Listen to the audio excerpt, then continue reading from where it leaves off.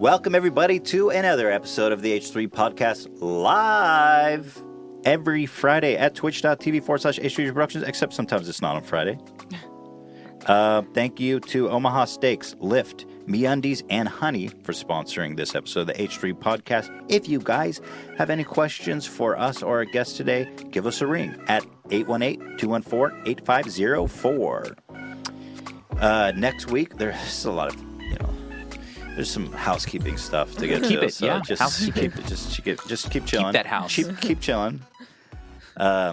Sometimes it surprised me how much housekeeping we have. Right. But anyway, Michael's here. I'm going to do like an official intro, but I just want to say we have some house. Just keep chilling. You're doing good. Doing great. Next week, I'm very excited to say that we have Brendan Green coming on to the podcast, a.k.a. Player Unknown, the creator of the massive, successful PUBG. He's the director, designer, producer, a.k.a. the new Notch. Right. Very excited. That episode will be at an irregular time, Wednesday the 20th at 3 p.m. Leave your questions for him on the subreddit. I'll be throwing that up here after this live broadcast. I forgot to put it up. Today's guest is a saucy fellow, a Vsauce fellow, if you will. We all know him and we all love him. He's Michael, and you've recently ascended from a science guy to a living meme status, I would say. I think the Vsauce memes are in high demand as far as the meme economy is concerned. He just came out with a second season of YouTube Red series. Minefield was just released, and I had an excellent time watching it. And he's got one of the best channels on YouTube, Vsauce. Very honored and thrilled to introduce once again to the show, Michael.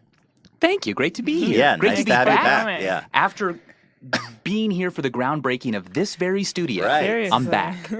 It's very cool. You were our first ever guest in the studio. In the studio. It's a lot Your different first now. ever was Yeah. PewDiePie? Right. It was Yeah. outside of the office. And that was like in some warehouse.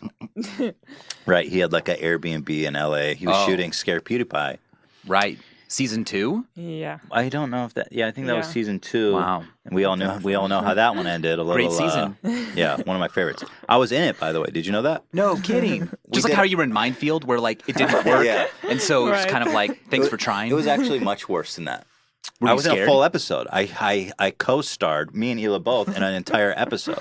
No kidding. It was a whole fucking thing. I got electrocuted, bro. For real. Yes. Technically, for those science fans out there watching, electrocuted means killed. Are you If serious? you didn't die, you weren't electrocuted. You So were shocked. Shocked. I'm sure there's some other word, but I yeah, didn't know that. electrocuted. Look it up. You have the No, power I believe you. now. I believe you. I'm just. I've said I'm not that's- saying that I know. That shocks me. Every word. Electrifying knowledge. Electrocuted. Can I put my mouth right on the mic? It feels kind of good. No, yeah. I prefer. I basically the more in, the better it sounds. Harder this. A lot of famous mouths have been right up next to these. That's true. There's every that was a really passionate and tender kiss. Have you ever seen me kiss? I'm all of a sudden jealous of your wife. You should be. Yeah, there's all kinds of hepatitis. It's a petri dish. It's basically new forms of STDs being transmitted to your tongue right now. Glad to be a part of history. Cheers to that. Mo Bradbury was using Mo that mic. Bradbury was, yeah. That's one set of lips you may not. This very wanna mic, get. Yeah. Yeah, you keep this mic here, and you guys use the same mics every time? yeah. Well, We've switched around, actually. Oh, you do? Yeah. what? Well, I've been there before. I don't I've want. been here. This is my mic. I don't know He what doesn't. Hila's been up to. Ethan doesn't move. I don't let anyone use this mic. Where was Mo? He was this right mic? there. Yeah. We bleached it though when he was done. Thank you. I bleached it like halfway through the show. I gave him a squirt of Just Clorox. he was like, protect me from myself. Yeah, I was like, sorry, buddy. How's the show changed? I mean, last time you were here, we had like a tape. It was kind of a funky setup, right? I think you were, yeah, I was on You that are you're on couch, the I think, yeah. which was very comfortable. Now I do feel kind of tall with this chair being up high, but I'm afraid to move it because then the mic will have to move and you it'll can just. move Oh, it. you can. The mic I is can do very. whatever I want. Yeah. The mic, the mic, but what if I don't move it right? What if I get too low? No, don't No, worry. don't I worry just about want to be it. efficient. You can really just manhandle this thing. Okay. Well, how are you? How have you been? I mean, how the hell is life since we last spoke with you? It's great, it's been fantastic. I just got back from the Brain Candy Fall Tour, and that is You know, it's a slog. You know, every day you got a show. Well, 6 days a week, and then you get 1 day off. We were able to perform in Kansas City, my hometown. Gave shout outs to some teachers that made a difference in my life who were there in the audience, and got to have my grandmothers come who you know, couldn't really make it very far away from Kansas City. So having the show there, That must have been really cool. it was really cool. That is very cool. You do it so how long do these tours last? Because you says you do it 6 times a week at once a day, 6 times a week. So how long is that duration? Well, it could be 4 weeks like this fall one, but in the spring we did 9. Holy No frick. break. How Yeah. Oh my God. how level with me, Michael. How awful is it? It's not, because here's the thing.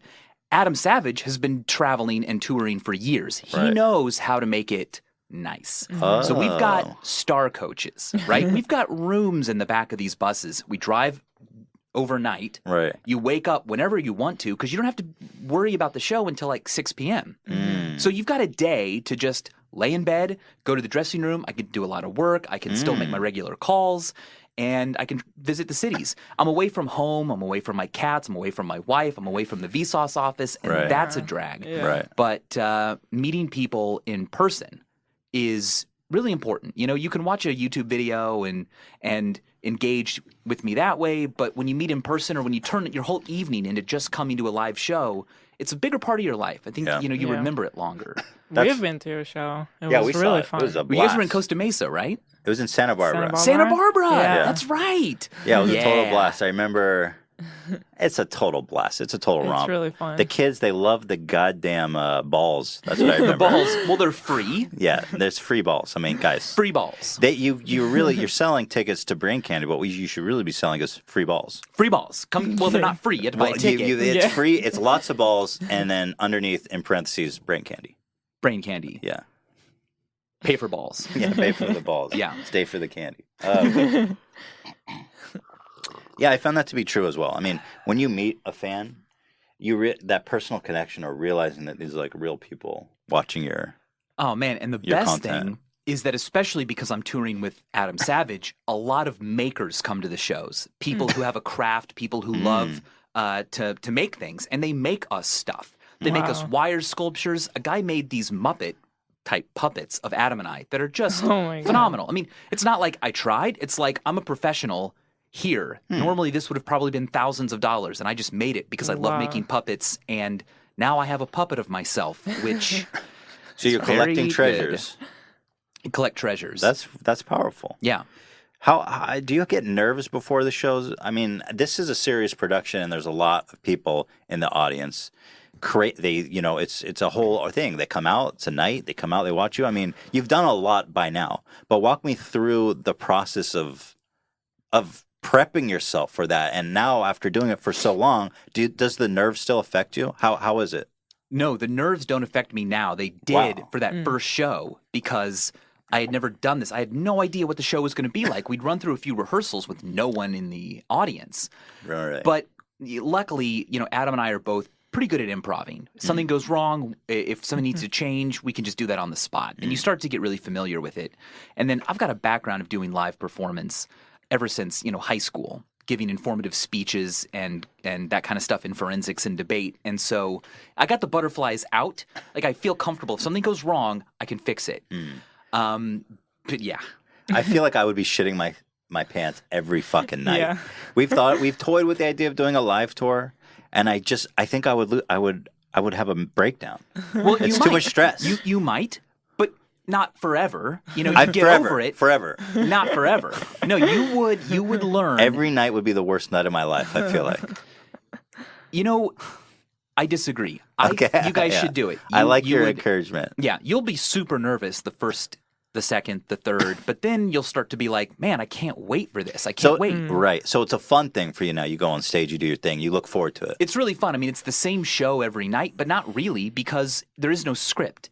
And so Right. we're always tweaking things. Before the show, we'll meet and I'll say, you know, I think that joke would land better if we did this, or I think we should change the order, or I think we should you should explain that part, and then I'll explain this part, and then you can pretend you don't understand, and then I'll pretend I don't understand. And it's always changing. That's pretty fun. And it's new to every audience. Right. I've That's seen cool. the show, or I'm in it, but every night it's a new city and it's new people who are like hearing and seeing these things for the first time. You had said that you guys are both really good at improv, and so when something goes wrong, you feel comfortable picking up the pieces. What's the most dramatic thing that's gone wrong for you guys on stage? I fall a lot on Really? stage. You face plant? Not a face plant. There was one night, it was in Canada, I believe it was in London, Ontario, where we didn't have the right party fog juice. Normally we use propylene glycol, I believe, and instead we had this oil-based thing, which meant that a layer of oil formed on everything on stage, including the floor. Man. So, I dance in the show, as you've seen. Yeah. But it wasn't even during dancing. It was I was just walking, carrying this bottle of acetone, and boom, slip, hit the ground. It was so bad. I needed to discuss it during the Q&A in the middle of the show because the audience was like, Worried? "Are you okay?" And also, maybe that had to have been scripted and planned because no way the show would have gone on. That's not even the worst, though. The worst You was, ate shit pretty hard. It sounds like. Yeah. And I'm a really jumpy person, so when I fall, I don't just kind of, fall. I go, right. and then I play it up because I feel like maybe that'll be more entertaining and then everyone thinks I'm really hurt. Another time I fell and this was the same show with the oily floor. I fall and I feel while I'm falling, I think, you know what, I can save this if I start break dancing. Maybe that's what I meant to do. Right. But there was a stagehand in the way, and I roll into him because, of course, the floor's covered in oil. I can't break dance. I can't break dance anyway. But I also can't even get friction with the ground, so I just slide into him. Right. And that sounds shirt like a was killer ruined. show. That shirt, we couldn't get the oil out of it, so. Was that a favorite shirt of yours? It was a really good stage shirt. That's and a so shame. London, Ontario, you guys were the last ones. Damn. Do to see people that. upload those fails to YouTube, or is it not really?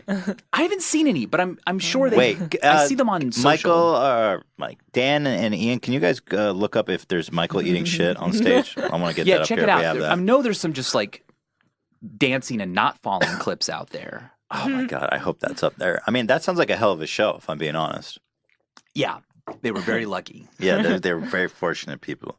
My next question for you is that I'm fascinated by people who do a lot of stuff. Fascinating. Thanks, Dan. Jeez, I can't get a break. People make fun of me because I say fascinating a lot.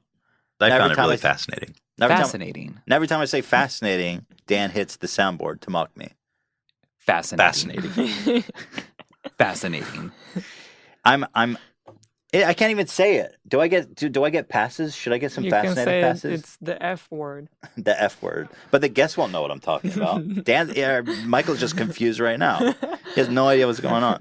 All right, I'm fascinated. Give me a break, Dan. Give me a fucking pass on this one.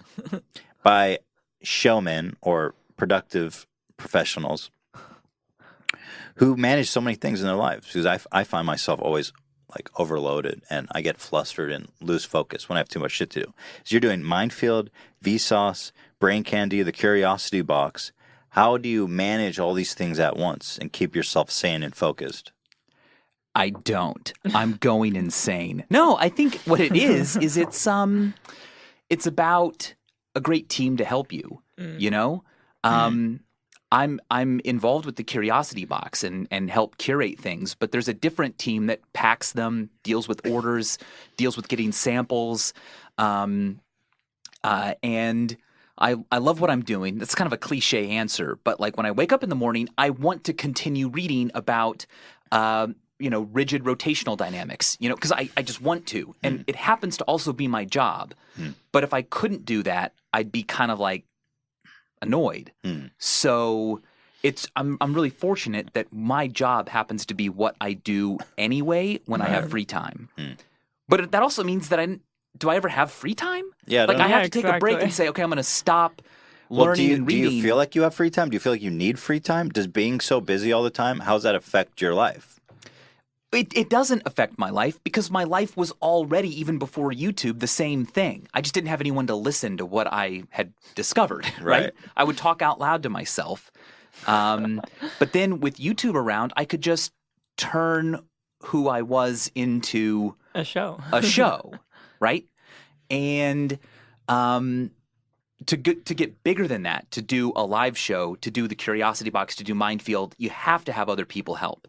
And so How many people work with you and supporting you? So, gosh, I mean, there were more than a dozen people on Minefield. Wow. And we had a number of actual psychologists helping with pre-production because the first season was classic experiments. It was stuff that I knew because I had an undergraduate degree in it. And I was like, let's just replicate all of these famous experiments.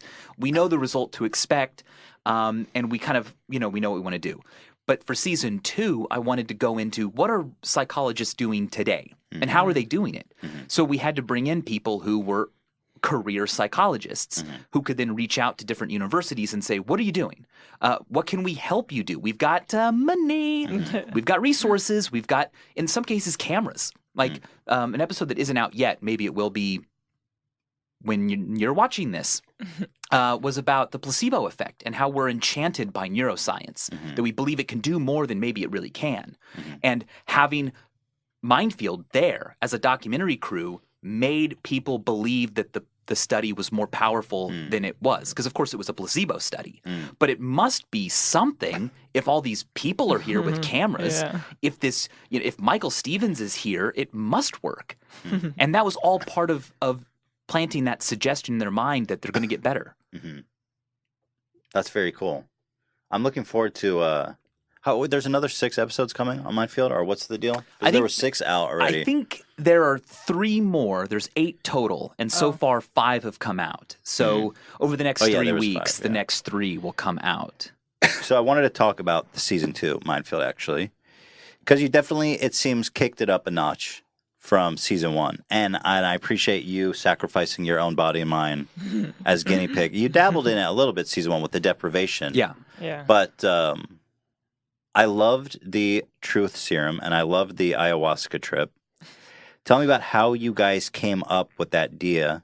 And I basically, I just want to hear, like, what was the experience like? Let me start with the ayahuasca, because I feel like on the show, I wanted to hear more about how was that experience for you. Right. Because it was a weird, trippy thing. Like, it's one thing to take a psychedelic and hang out with your friends. It's another thing to hang out in, like, a jungle while some robed man chants while you trip balls. And be recorded for Yes. it. Yeah. Yeah, there's like, That's a weird way to do a psychedelic. Yes. Hey, guys, rather than doing it in, like, my dorm room, I'm going to do it in the middle of nowhere where no one has cell connection, where the only way to get back to a city is by taking a boat ride for hours You're and implying flying. there was a measure of paranoia.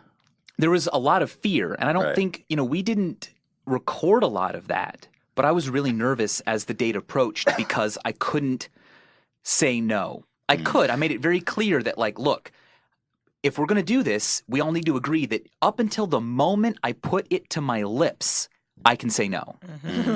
And no one's going to be mad that we went all the way out there. Right. Because I didn't plan on not doing it, but I wanted... You want to reserve the To have right. the I didn't want to feel forced. Yeah. And so I said, look, when it comes to the decision process and what we do and how it works, that hierarchy goes me, then the shaman, and then everyone else. I love that the The shaman shaman. Yeah. supersedes. If the shaman thinks that we need to have the lights off, if the shaman thinks that we need to stop recording, Right. and I can't respond, you listen to the shaman. Yeah. I know he's not on payroll. I know YouTube didn't approve him as a director, but Did he get EP credits?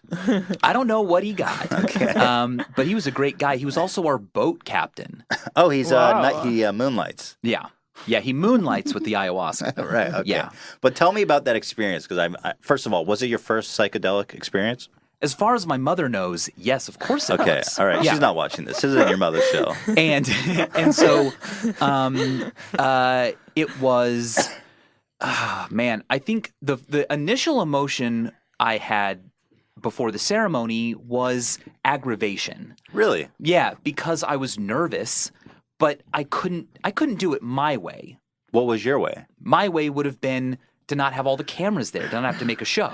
Right. And so this is what's going through my mind. I'm like hanging out in the hut, waiting for the shaman and his assistants to come and get me.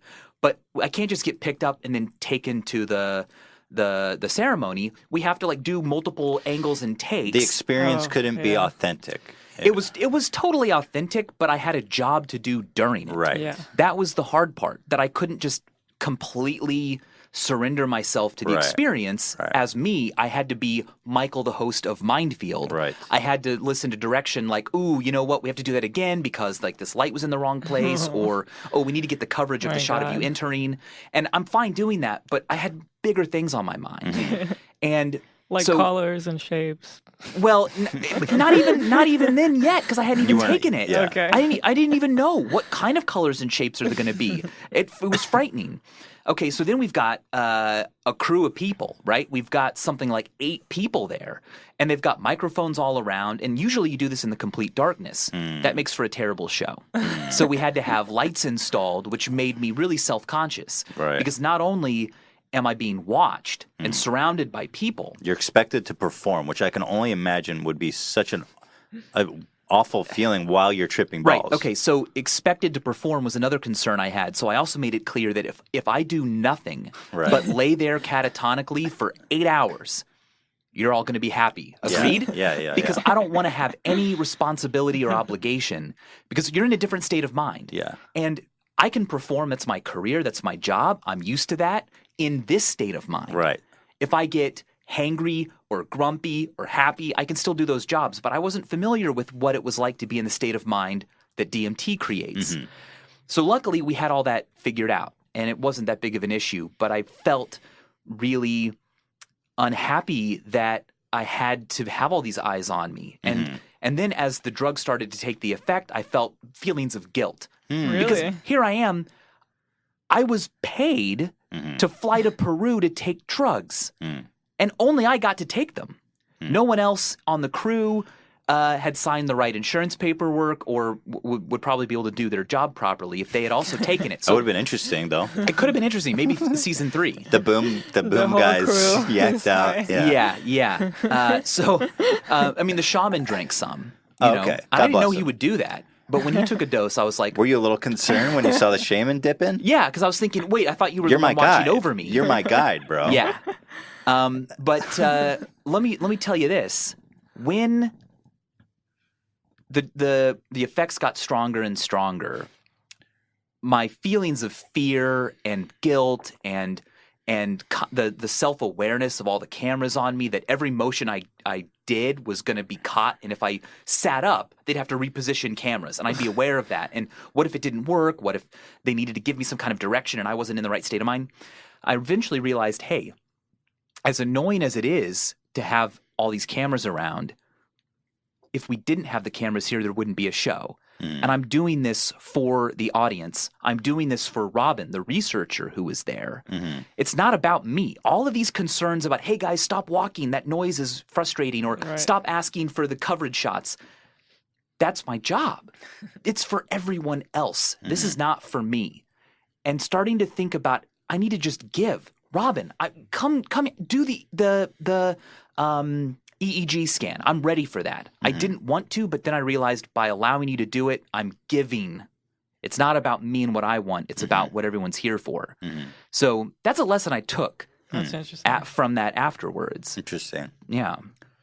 How? That's interesting because it makes you think about when something is your hobby and then becomes your job. It's kind of like it's not so much about you anymore. Yeah, That is kind of profound. Yeah. exactly. Did you felt that on a level that you hadn't realized before? Yeah, I mean, I literally envisioned myself as this like waterfall that's just offering its water to the world, and I'm like, I remember sitting there going, at some point, Robin has to come over and give me a series of questions. He's got to put this thing on my head and measure the electrical activity there, and I could say no. And I planned on saying no until I realized the way to get rid of all that anxiety was to just say, let's do this. I am a vessel for your research. Were you concerned from the beginning that you weren't going to be able to perform that?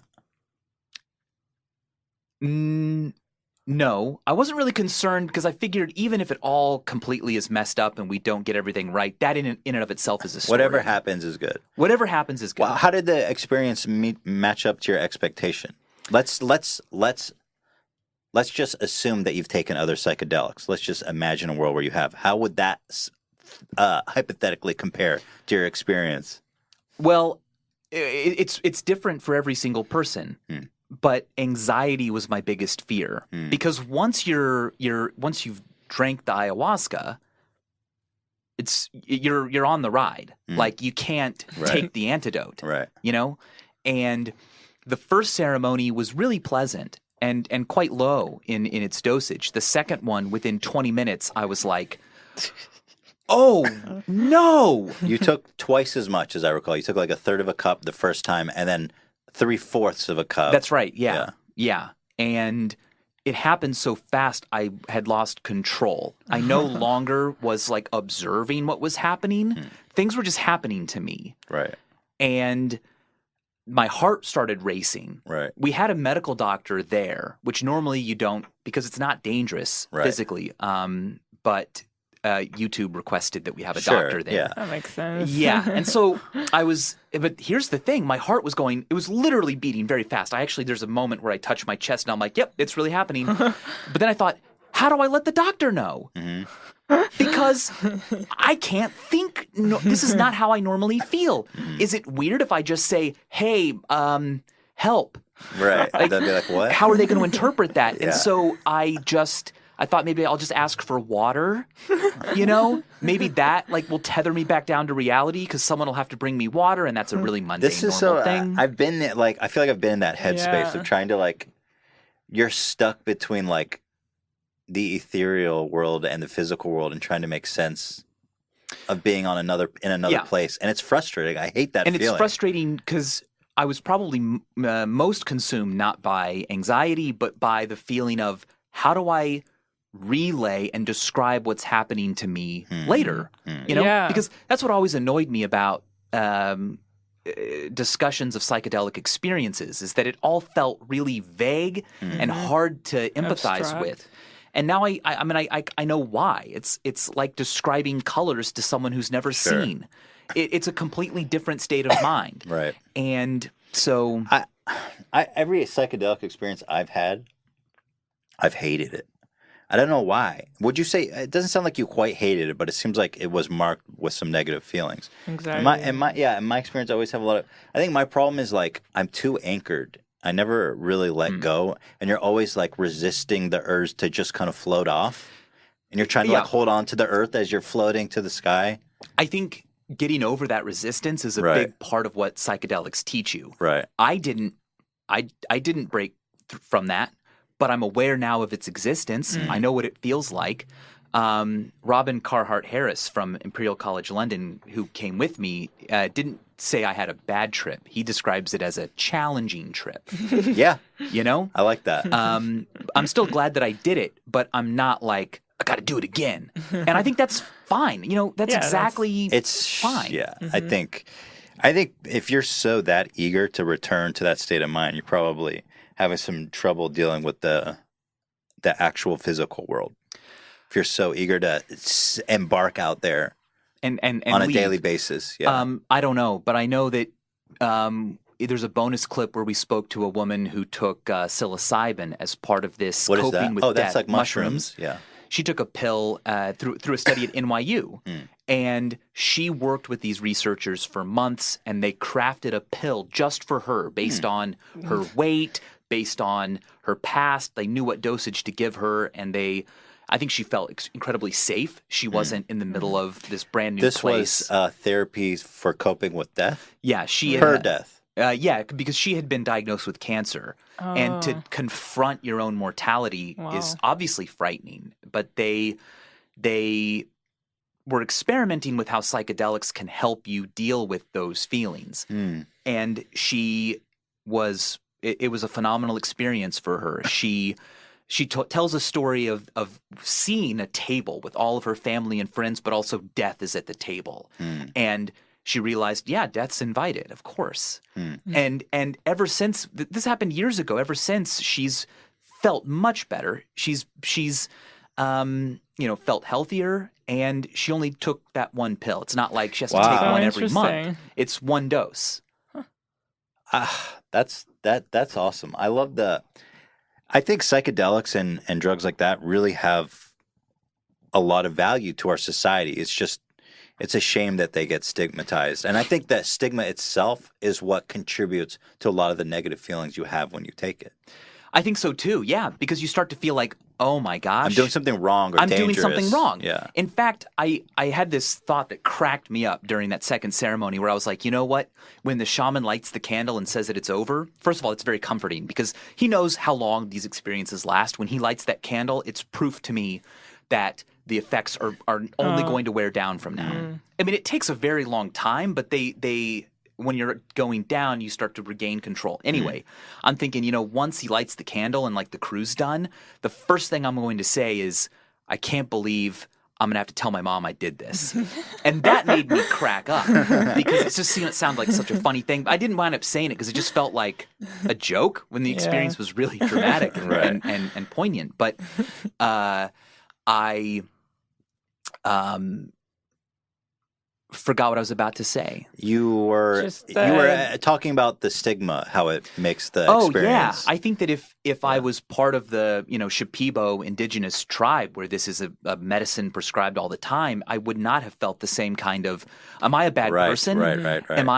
I mean, this is illegal in the country that I live, and I should feel bad that I'm doing this. This is a behavior that only bad people do. Right. And you have that social baggage on you. Yeah. It's interesting. I heard about a study that doctors are starting to use MDMA to treat PTSD. So they give you a dose of MDMA, which is ecstasy in the pure form, and they sit you down, and I guess it makes you feel more comfortable opening up, and you feel more comfortable with the emotions that you're dealing with. And so all these drugs that I think it's a shame. I really think it's a shame, this war on drugs, what it's done. I genuinely believe that I genuinely believe that people don't abuse drugs unless there's something else going on. Like, people don't just all of a sudden become addicted to drugs. I think all drugs should be legal, and people should decide what they want to do. And if there's education and support to help people navigate those waters, that we would be a healthier, better society. And the word drugs, what does it mean? Because it sounds catches bad. so many things. Yeah. Everything from heroin to DMT to Tylenol, to caffeine to Tylenol, right? And so we have done a disservice to both ourselves and to innovation and knowledge by saying, ooh, you're going to study psychedelics? Right. We really only want to fund that if you're going to be studying the bad side of them. Right. And only recently has that started to break apart. And we have this now renaissance of investigation of psychedelics. Imperial College London has this whole psychedelics research group, and that's what Robin was from, who came with us. And so we're starting to be able to understand more about the mind, because you cannot have a complete theory of the mind if you avoid or ignore something that it's capable of. Absolutely. Right. I mean, it's crazy that, we've tried some, obviously, by now, from the way we're talking about it, and it's weird to see what your mind is capable of. So I wouldn't want to do it on like a daily or weekly, or we don't do anything now, but we've tried it, and I think the experience of trying something like that is really interesting, just to learn about your own body. People are, and there's all these scares, like you take acid once and you lose your mind. I knew a guy who took acid and fucking jumped off a roof, or he never came back from the trip. Like, these are I swear to God, these are all just old wives' tales that are just designed to spook you. I don't think that really happens. Yeah, when I was a kid, maybe I very, read, very, very rarely. Right. Well, two things. One, when I was a kid, I read the story about the guy who took LSD, thought he was an orange, and locked himself in a closet because he was afraid of being juiced. And you think, oh my gosh, how terrifying. And to be fair, this is a significant decision. This isn't like, hey, what you should do is invest in gold. Right. You should. I don't think anyone should. I don't have any advice or I'm not going to recommend to anyone what they do. It's their choice, or maybe the choice a medical professional should make. But the fact that, Gila, you're like, well, as you guys can tell, like, maybe we have done some psychedelics. That caginess we have to have about it. Yeah, I feel bad like even talking about it, because then people are going to say, oh, you guys are promoting drug use. I'm not promoting it. I don't endorse it, and I don't recommend it. I just feel like you should be able to talk about it. And right. And I think like you said, it's a big decision to make for yourself. And I don't think that it needs to be caged by law or stigma. I think that there should be open dialogue, there should be conversation, and like go to a place like places in Europe where drugs are legal and they'll test it for purity for you so that you don't take something awful and die. Right. Yeah. Like, Making how is it that illegal not worse? means that some shady stuff can happen It means to the that, drugs. that shady, bad people are going to own the market. It's not going to be regulated, and there's not going to be any. You're not going to feel like there's anyone there who can help you or advise you through the experience. Something I found fascinating was that when I spoke with Robin, Hit him with the damn fascinating. Fascinating.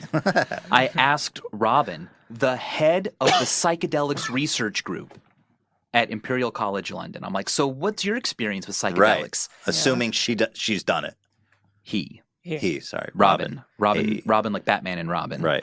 He goes, well, I don't talk about that. I was like, What? It's what? like, dude. What? And he's like, well, you know, my grandmother might see That's this. such a cop out. And I'm saying that is I was going to say fascinating. I'm like, that is, You see, it's fucked up. Yeah. It's like drugs. it's the F word. I've got all the stigma around that. What a great example of that Yeah. stigma. That your job is to research psychedelics, and you can't say that you've ever experienced them.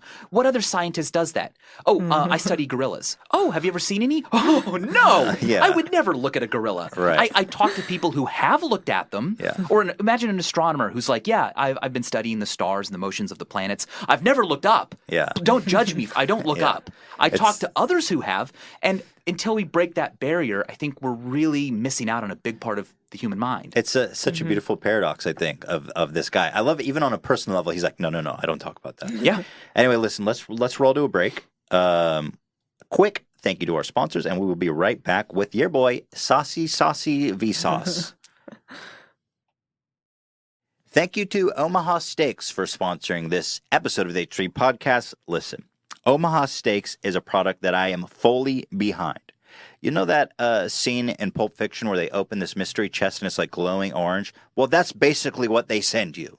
I received my package full of fillets, sirloins, pork chops, and kielbasas. It arrives in this chest with ice, and you open it, it's like glowing.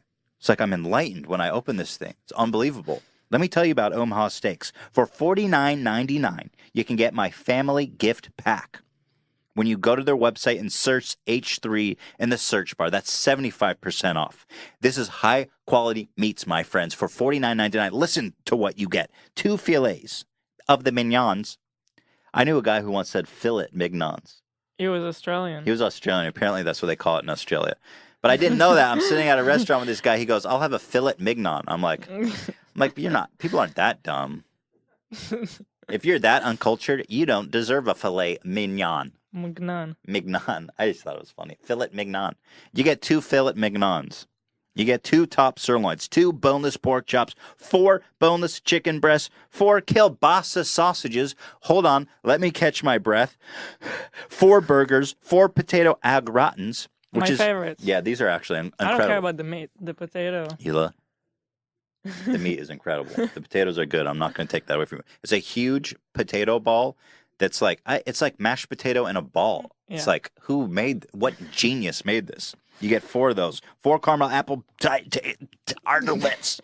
1 Omaha Steak seasoning pack. And plus, in addition, because they love you and because I love you, you get 4 additional kielbasas. Say it with me because it's a lot of fun to say. Kielbasa sausages, absolutely free on top of that. You get all of that for $49.99. That's 75% off by going to omahasteaks.com and in the search bar type H3 and you'll find my family gift pack. Omaha's got over 500 gourmet gift ideas. They got great steak experiences at home, the most flavorful, tender, aged beef, plus seafood, poultry, pork, veal, lamb, veggies, dessert, appetizers, pasta, soup, seasoning. They're basically just listing everything. They've got it all, in short. Convenient and quick shopping, guys. It's for those on your list. It's aged for 21 days to unlock the full flavors of the cuts, hand-trimmed, vacuum-sealed, my friends. Very cool. You are not going to want to miss this H3 family pack. So head on over to omahasteaks.com, enter my code H3 in the search bar, and get 75% savings. Unheard of. You're going to love this. I guarantee it. Thank you, Omaha. Appreciate you and your steaks. Thank you to Lyft for sponsoring this episode of the H3 Podcast. Lyft knows that their drivers is what keeps them moving. literally. So they do everything they can to make sure their drivers are happy on every trip. It's a simple formula. Happy drivers mean happy passengers. Maybe that's why 9 out of 10 Lyft drivers get a perfect 5-star rating. I don't know that they can take credit for that. I think the drivers are just nice. But I guess it's a nice environment, right? I mean, I don't know that you can take credit for. I mean, people helping people, right? You're going to meet interesting people. You can have chat. If you want to be a writer, you want to be an artist, a creative, hop in a Lyft and drive someone around. You can learn a lot of things. People can give you 5 stars. You can be happy about yourself. Give you confidence. Okay? But, forget all that because you can earn hundreds of dollars a week plus tips. Want to earn more money? Drive more. It's never been easier to give yourself a raise. Lyft was the first rideshare platform with tipping built right in, okay? And so because getting tips shouldn't depend on your passenger having a crumpled bill in his pocket. And let me just say, to their credit, I completely agree. I never have cash on me. I prefer riding Lyft because I can tip through the app, and I don't carry cash. Hello, I only carry Bitcoin. Yeah, right. Does Lyft accept Bitcoin? I don't understand cryptocurrency. You can't use it. No, I don't get it. Okay. You can't use it. How is it a currency? It's like the monopoly money.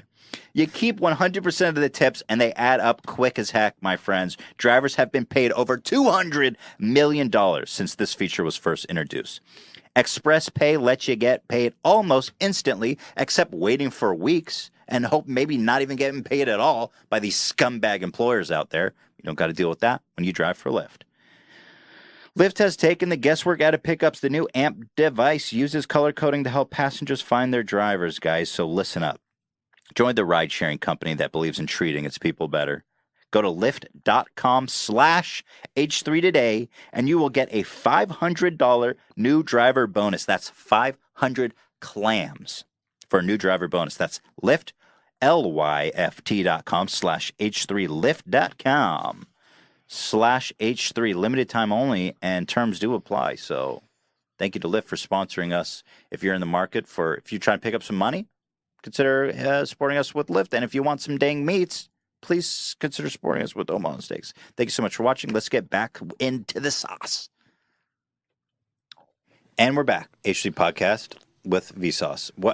Did you ever consider puking out the ayahuasca after you drank it? Or were you like, can I do that? You don't have time. As soon as it's entered your body, you're try to vomit it up, but some DMT's already entered your bloodstream. But you would reduce the effect if you just gagged.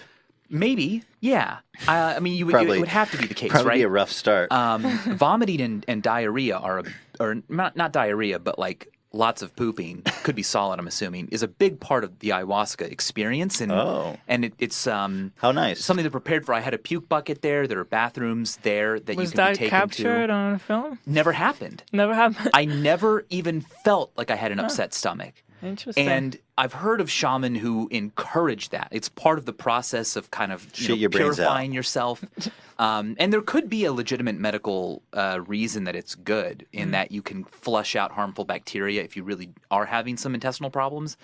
But never happened to me. Some shaman will make you puke by either disorienting you with their song or giving you a tobacco drink. But that can be pretty dangerous. I mean, we did this as safely as possible. Right. Again, we had a medical doctor there. Right. YouTube don't play. Yeah, YouTube was and so I think that's a huge lesson to learn. This was not a recreational, let's have fun and be weird kind of a moment. This was a let's work with a university. Let's work with a hospital and let's learn. What was the scientific purpose of the? I know you put the electrode things on your head to measure your brain waves. Was that the purpose, or was it just to go through this experience as a scientist of sorts and to try to describe it? It was both, because I wanted to see if I could help talk about that state of mind as someone who's a professional science communicator.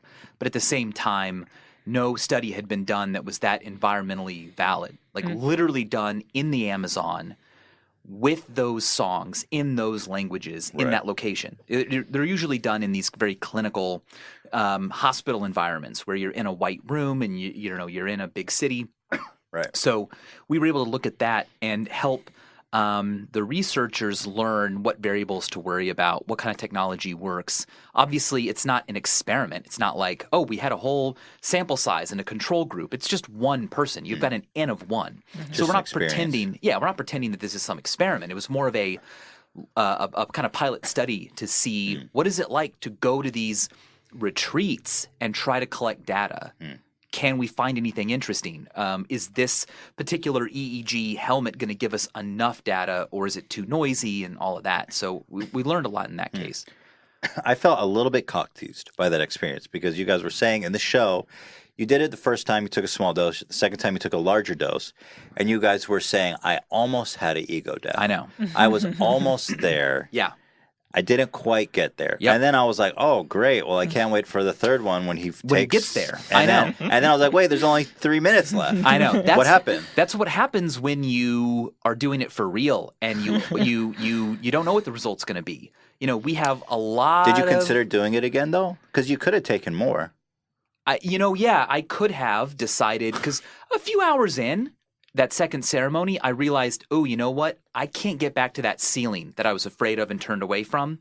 I could have gotten up and asked for more. This can happen during a ceremony, but I didn't. And there are other things that you'll see in future episodes where, like, I tried to get TMS on my head to disrupt and arrest my speech. We could not find Broca's area. They couldn't make it happen. That's just what happens, you know? If we'd spent, a whole week trying. Was the large dose you took what is normally enough to have someone have like a full ego loss? I think it's different person to person. Okay. All right, based Totally. on your weight and Depends on your weight, depends on your mindset, depends on the setting. A full cup is pretty strong, but the point of ayahuasca is not to experience ego death. It's different person to person. Like, for a lot of people, a small dose, it's just to kind of like, I don't know, whatever effect you think you want from it, right? It's not about you're doing well if you're taking more. Not at all. Not at all. You continued down the rabbit hole of strange drugs later in the season, and you experimented with the truth serum to see if an interrogator who gives you this truth serum can actually get information out of you. I was actually surprised by how effective, in my opinion, it was. Like, the interrogation technique she used was very clever, right? Like, it's not what you expect. Like, in the movies, you have like a Bond villain who's like, and you just get brainwashed and say everything. But the way she approached it was very clever. Yeah, it was clever and it was really fun. Like, I just felt like I am the most funny person ever right now, and I'm just going to give you material. Interesting. that's funny. And she didn't play bad cop. And I think at one point I asked her to. I was like, hey, could you stop being so nice? Right. I don't remember that. I don't remember much after, I think, when she asked me who the president was. They kept giving you more. They're like, give him a little bit. You're like, I'm pretty fucked up. They're like, give him some more. I was like, damn. They pumped you full of that There's shit. A funny moment where the guy just was passed like, out. This is more than I'm not going to give any more. Yeah. And at that point, I was like, I could take more. But I don't remember it. That was the scary part. It was that they could have told me I had said anything, and I wouldn't know if they were wrong or not. Right. Well, that's pretty scary. And the thing about midazolam, which is the truth serum that I was administered, is that there's an antidote for it that works quite quickly. Really? And so all of a sudden, I just come to, and I'm no like, way. I've yeah. always wondered if that was possible. It was weird. It was like Just to go from completely fucked to sober, I find that I didn't know how much time had passed. I just immediately was like, hey, wow. What happened? And, and I was forming memories again all of a sudden. Huh. Yeah. But the way that she got the game was that you had information you're trying to conceal from her, and she was trying to get it. Like, for example, that you had a sister, I guess, was one of them. Yeah, and my sister's name. Your sister's name. So her approach wasn't to be like, tell me your sister's name, like you would see in a movie. It's what, like, she would wait till you're super smashed and be like, so your sister Jessica is a dentist for a living? And then you would be like, yeah, that's what you know, like, it's really clever. It was really tricky. You had to really be sharp, and you had to not just be living in the moment to keep the information. They basically just dull your brain to the point of you're just agreeable. Well, yeah, all your inhibitions are gone. Yeah. You're not holding anything back because you're just not aware of what you should be holding back. And Right, you're just right, living right. in that exact moment where there's nothing else to be concerned about. Right. It's like the puppy dog mode. I'll keep thinking Yeah. about a little puppy. He's on Yeah. truth serum all the time. What do you think after doing that? Do you think that serum is an effective way to get information from someone? I think that it is an effective way to get information. I don't think it's an ethical way. Right. And I should, with the caveat that I'm not sure it's effective because studies that were real studies, not Right. just Michael's experience, have shown that you get some pretty unreliable stuff. People will say all kinds of lies as well. Sure. Did you lie at all during it? No, I didn't really lie. I told obvious jokes, but I didn't Right.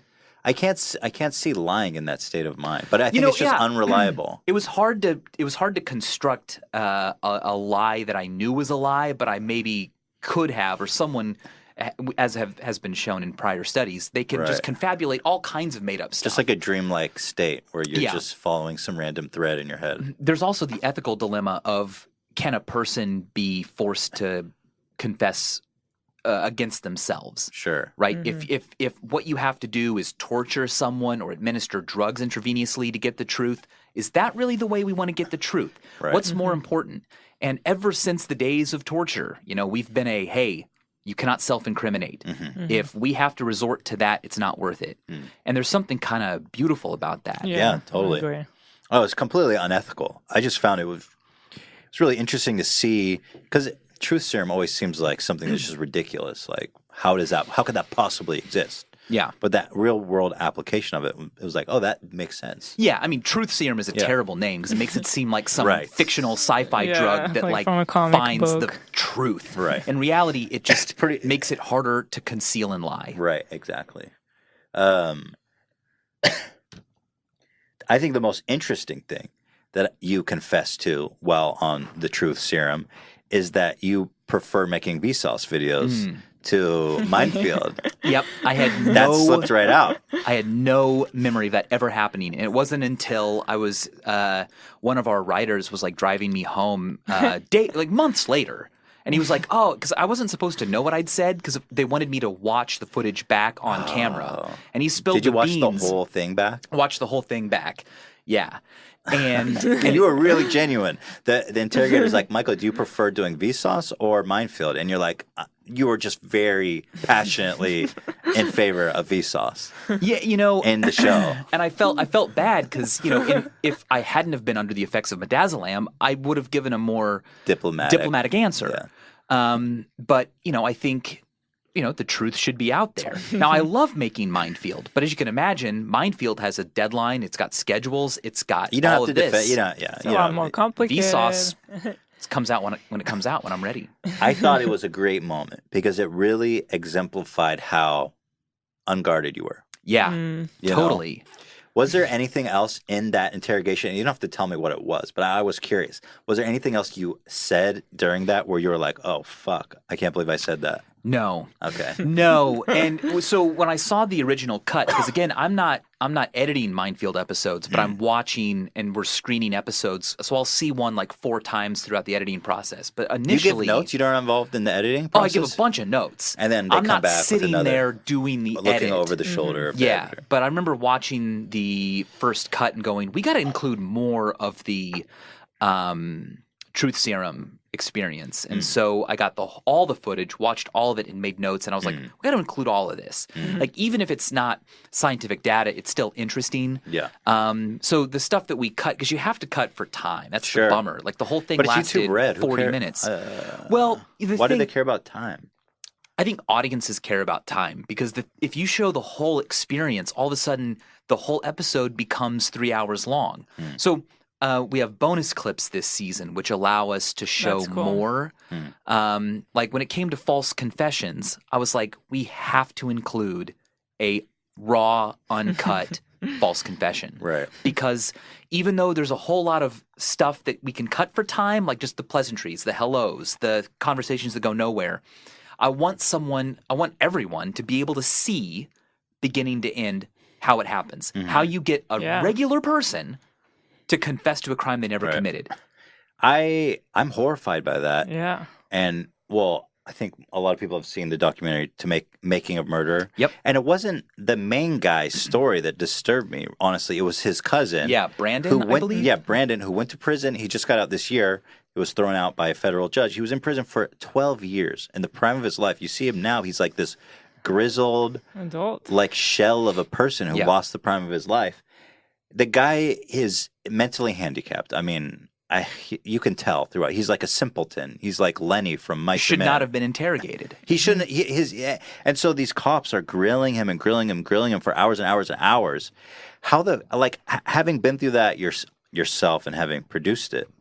I mean, how do these police or people who do this?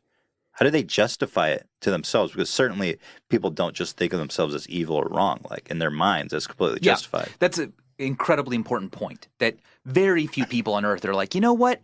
I'm evil. I really like Captain Planet villains. Just evil to be mean. Instead, everyone's different. But you might think, look, this person is a bad apple. They've maybe committed crimes in the past. They're going to continue to. Whether or not they committed this particular crime doesn't matter. Let's just get them off the streets. Right. So the motivation feels like good intentions. Right. But it does a disservice to our society when we aren't getting the truth, when we don't get reliable information. Right. It's disturbing to think how many people are probably in prison right now due to false confessions. It's the second most common reason people are falsely convicted of crimes. Number one is eyewitness testimony. That's a whole other episode. Yeah. I just, the justice system really surprised me sometimes. And whenever you hear, I was watching another one of these true detective. Oh, there's a whole documentary on Netflix. That's where I saw it's about. Great. Yeah. And I had to turn it off. I watched one episode and I was like, man, this ended awfully. Yeah. Like there was no vindication. It just ended like, and now he's in prison and he's been there for 20 years. It's like, whoa. All right. Yeah. So I don't remember the name of that documentary, but I so recommend it because it's got multiple episodes. Can you find the name of that, Find the name of it because you see that the reasons all these different people falsely confessed are completely different. In some cases, it's that the guy just drank a lot and would often black out and didn't remember what he had done and just became convinced that he must have. In other cases, it's, how can a lie detector be wrong? Like, I was shopping with my friend, but the lie detector says that I killed my daughter. Right. So, by the way, the confession tapes is what it's called on Netflix. Confession tapes. It's a must-watch. I don't know if we even introduced this, what we're talking about, but you did an episode on false confessions. Correct. And the way that you got that one girl to confess, it's like you guys manipulated her like very intentionally and perfectly. But seeing it happen just makes you realize like how easy it can happen. Because it's always easy to think like why would they confess? If I didn't do something, I wouldn't confess. Exactly. Right. And you weren't coerced. It just doesn't make sense. You assume the person might be kind of crazy, or maybe they did commit the crime. How could a otherwise healthy person confess? Yeah. And it's manipulation. Yeah. It's not about coercion in the sense of like force and meanness being the bad cop. There was no bad cop. No, the bad cop was this director who they never met that could show up at any time. I'm the good cop. And for half of the day, I was not getting false confessions. Wasn't able to make it work. So Melissa, who was the expert, I said, could you just do the next participant? Funny enough, it wound up being someone who was a big Vsauce fan. Could not have been luckier that the one person who knew Vsauce was not interrogated by me. We probably would have had to have called it off for that participant. But anyway, it was about being nice. It was about being friends with the person and just showing them that if you confess, that's like honestly the best thing. Because if you don't, who knows what could happen. But look, if you confess, it's like a piece of, I get it. It's, it's the best thing for you, in my opinion, as someone who's your friend. Right. And people have a skewed idea. And as you got this girl to sign this paper, you wrote out a paper saying like, I cheated on the exam and just sign and date it.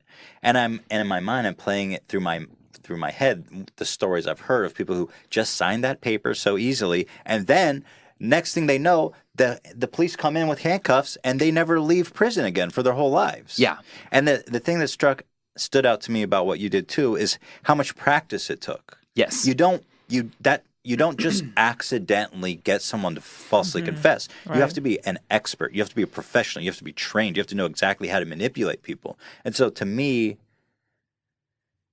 it made me hate those pigs. But it made me like It's really disturbing. it made me very frustrated to think that there's people using these techniques for nefarious purposes. So Melissa Rusano, and it's very what's the word? It's very conscious. You have to know exactly what you're doing to do it.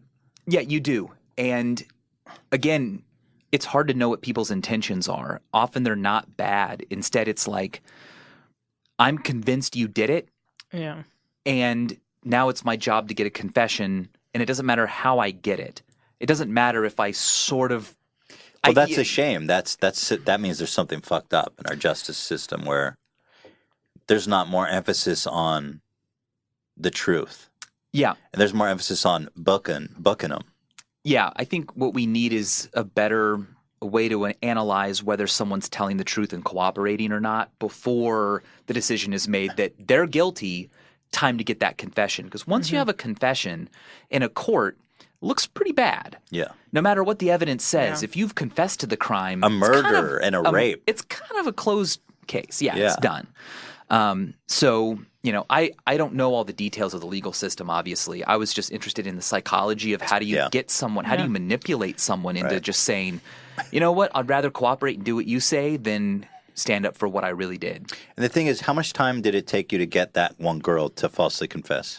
So it took her maybe 25 minutes. Because they spent on his cousin, what was his name? Brandon, yeah. I think they spent like 12 hours with him. Right. Now, of course, the difference there is that he is being interrogated about a very serious crime. Yeah. Right. Whether or not you exchange information and ruined also our handicapped data. mentally. Exactly. Now, we didn't include another girl that I got a false confession from, and it took, I don't know the exact number, but it took like 9 minutes. Wow. She was only 19, and the power dynamic was incredibly skewed. And when we debriefed her, she was like, she literally said, well, I confessed because you had all the power. Like, what was I going to do? I'd already made you mad by apparently cheating. I wasn't going to say no to your request for me to sign and date a form. And it just made me, she was 19, which means her confession is a signed confession from an adult. Right. But because of she was this small person, and she was like. How come you didn't include that one? It was, again, about time. And that's the biggest kind of bummer about. It made it look like you only got it once. The way you guys edited it. Yeah. And so I want to use bonus clips to tell more of these stories. But one thing we've noticed in season 2 is that the episodes contain so much stuff. Like, we should have just done false confessions as an episode. But instead, we fit lots of things in there. We had the P300 brain scanner. We had midazolam. Right. And so we couldn't say, all right, now we're going to spend 40 minutes on interrogation. And then after all of that, we're going to switch gears again. I think that's a good idea, and you have more content, too. You can explore all those. All of those deserved their own episode. Yeah, exactly. So now I think, moving forward, I would like to focus on. More seasons ahead? Well, I don't know. I hope so. Okay. Support Minefield. Okay. And, I understand it costs money, but YouTube Red really helps creators like myself and shows like Minefield be made. So, I really want YouTube to see that this is a good bet. Educational content is popular. It's got to be one of the most popular YouTube Reds. It's the only one I watch. In my opinion, it's the only good one, if I'm being honest. I mean, not to throw salt in someone's eyes. No. Look, everyone it's the only one we watch. Everyone has different tastes. Yeah. And I'm excited to see what, YouTube Red comes out with next and what kind of decisions they make about their original programming. I don't know. I don't understand the strategy. I don't understand YouTube Red, but whatever. That's a whole different fucking can of worms. It's so complicated. I have too many. You know what? I don't need another episode of me bitching about you. There's already like 20 of those. But I am curious. what is it like? I actually want to ask you something else. The what you did with the brain scanner, where they could tell what you stole. I don't like that shit. Yeah. And I don't like that shit the same as I don't like lie detectors. It's all a bunch of crap, and I hate it. I hate those machines, and I hate people who think that they can use it to tell the truth. Right. That one was disturbing, though. Very disturbing. Like, how do you feel? Do you think that is an accurate? Maybe you can describe what it was a little bit so people know what we're talking about. Okay, so a typical lie detector is looking at skin conductivity and things like that. And blood pressure, whatever. Yeah. I mean, it's total pseudoscience, in my opinion. Not very reliable. Yes. Yeah. And it's more about, making the person nervous enough that they feel like they can't hide things. But really what happens is people who don't have anything to hide feel like they're not being believed, and they start to not believe themselves. Mm-hmm. If you're a real psychopath, you can just fucking lie if it's not a lie, if you believe it. Yeah. George Costanza, season 7, episode 2. Exactly. However, the P300 doesn't fall for those problems. Right. What this does is it looks at how your brain electrically responds to various stimuli. And there's a response called P300 that has to do with novelty.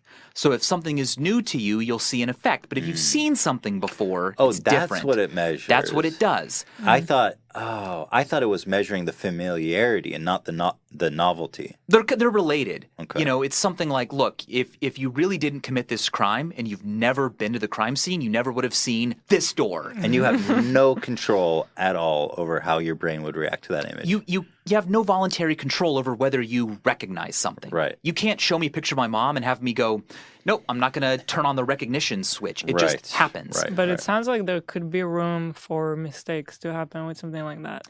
Well, people have tried, right? Like, and that's what I tried in the episode. I tried to, every time an image showed up, I tried to pretend like there was something amazing I was discovering about it. Right. And it didn't make a difference because, again, it's not this simple A to B. There's this algorithm in between that knows how to correct for different strategies. So it's not accepted. There's an algorithm. See, that's where I'm out.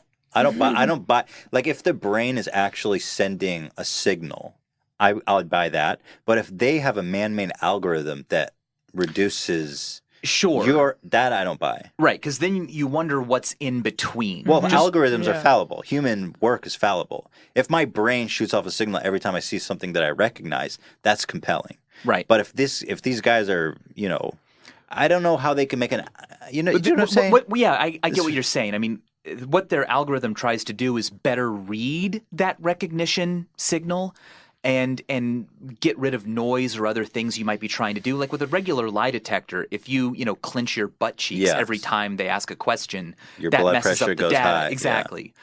But with this, their computers are watching every measure, right, and they're able to detect when you're trying to. So fool what do you it. think? Is this a true lie detector that they've developed?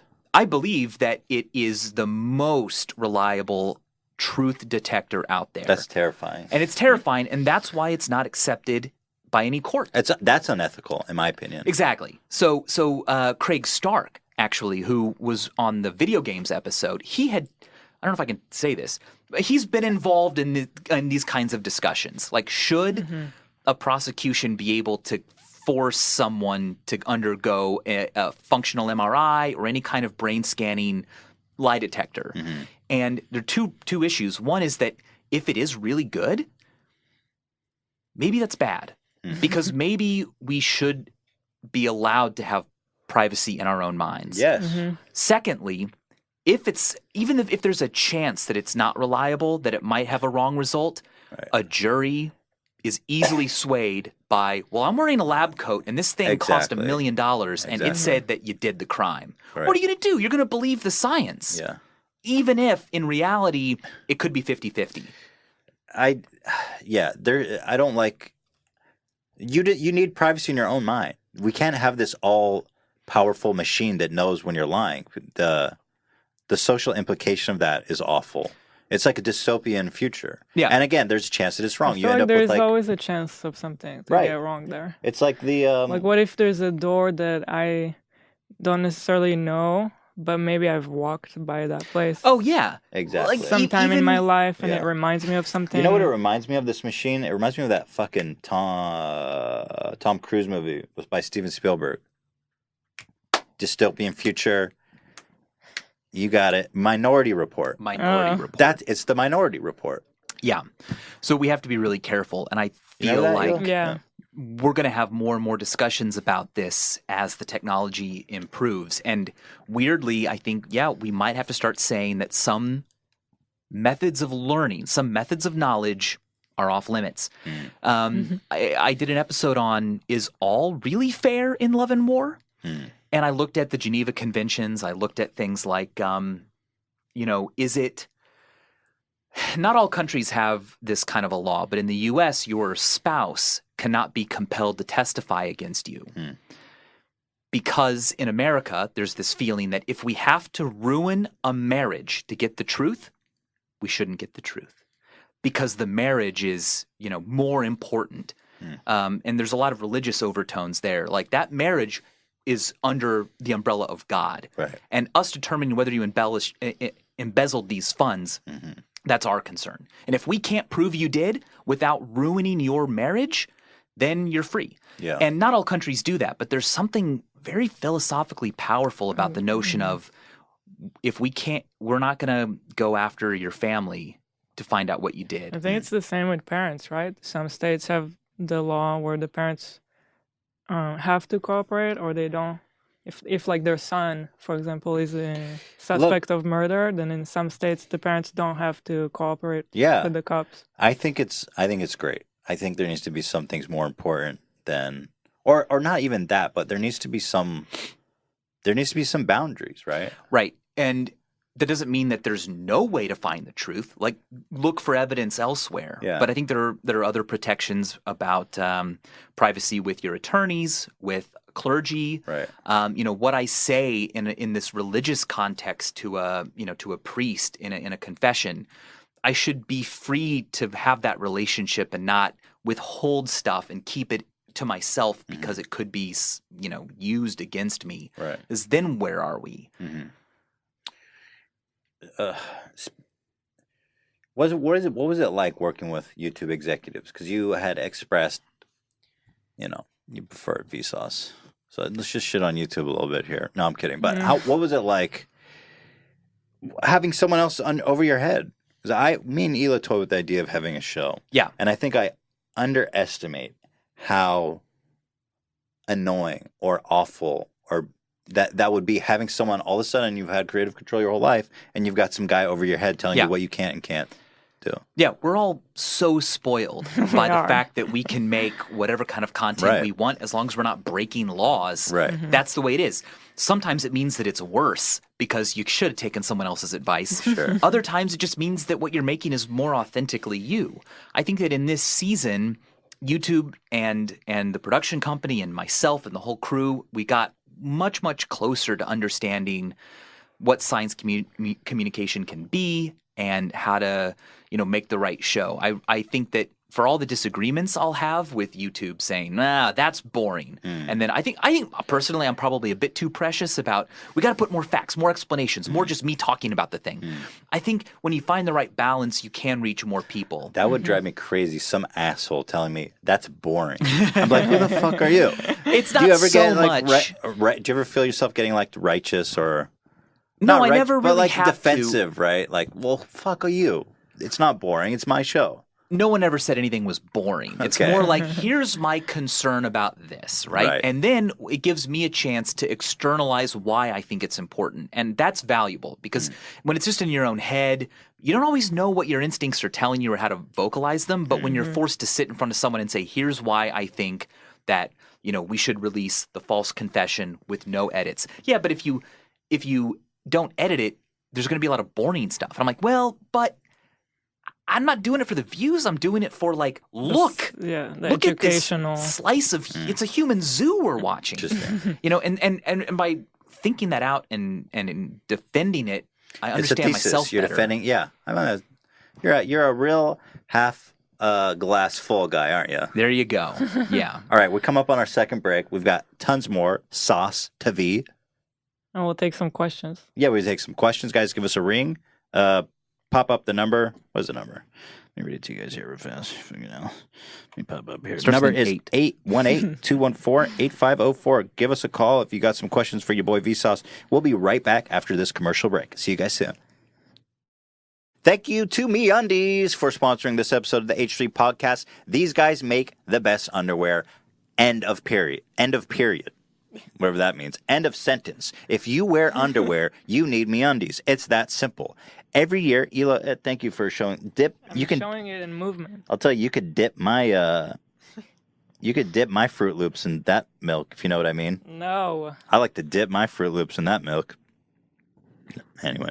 Every year, millions of people receive the least liked gift of all time, underwear. But we still give it to our family and loved ones who don't want it because we hate them. That's not in there. I added that. But maybe it's not the underwear that's the problem. It's the kind of underwear. Let me tell you about MeUndies. It's the only underwear that makes an amazing gift because it's such an amazing product. All right. I love MeUndies because I've got a swampy, saturated chode. It's hot in LA every day. It's December 15th today, and it's like 90 degrees. Normal underwear doesn't cut it. I need something that's velvety soft, that's going to absorb all my fucking flavors. Much like is shown here. It's a swampy, milky, Fruit Loopy place, and this is the undies that is equipped to handle it. It's soft. It's so soft. It's flexible, bro. Trust me. You think I'm memeing around? Just try one pair and tell me it's not the best. It's soft, flexible waistband, 3 times softer than cotton, naturally sustained, sourced fibers. Okay, MeUndies made underwear the perfect gift that everyone's gonna love. It's a goddamn holiday miracle that there's an underwear that can actually cradle my supple, childlike ball sack. Why do you have to? It's childlike because it's so supple, not because of the size. What can I say, Hila? You're blessed. You could talk about the beautiful colors. Yeah, I mean, they can see. I love the design, too. Talk about the patterns. This year, don't give underwear, give MeUndies, all right? Now, listen here, because this holiday season, you get an exclusive 20% off the softest underwear and socks you will ever wear, free shipping, and 100% satisfaction guaranteed. Go to MeUndies.com/H3. That's MeUndies.com/H3. Thank you to MeUndies, and thanks to them, just as a general note, for making such a wonderful place to rest my jewels. And finally, thank you to our sponsor, Honey. Do you want to save money while shopping online for last-minute holiday gifts? Well, let me tell you about an online shopping hack from a startup that I recently discovered called Honey. They call it a hack.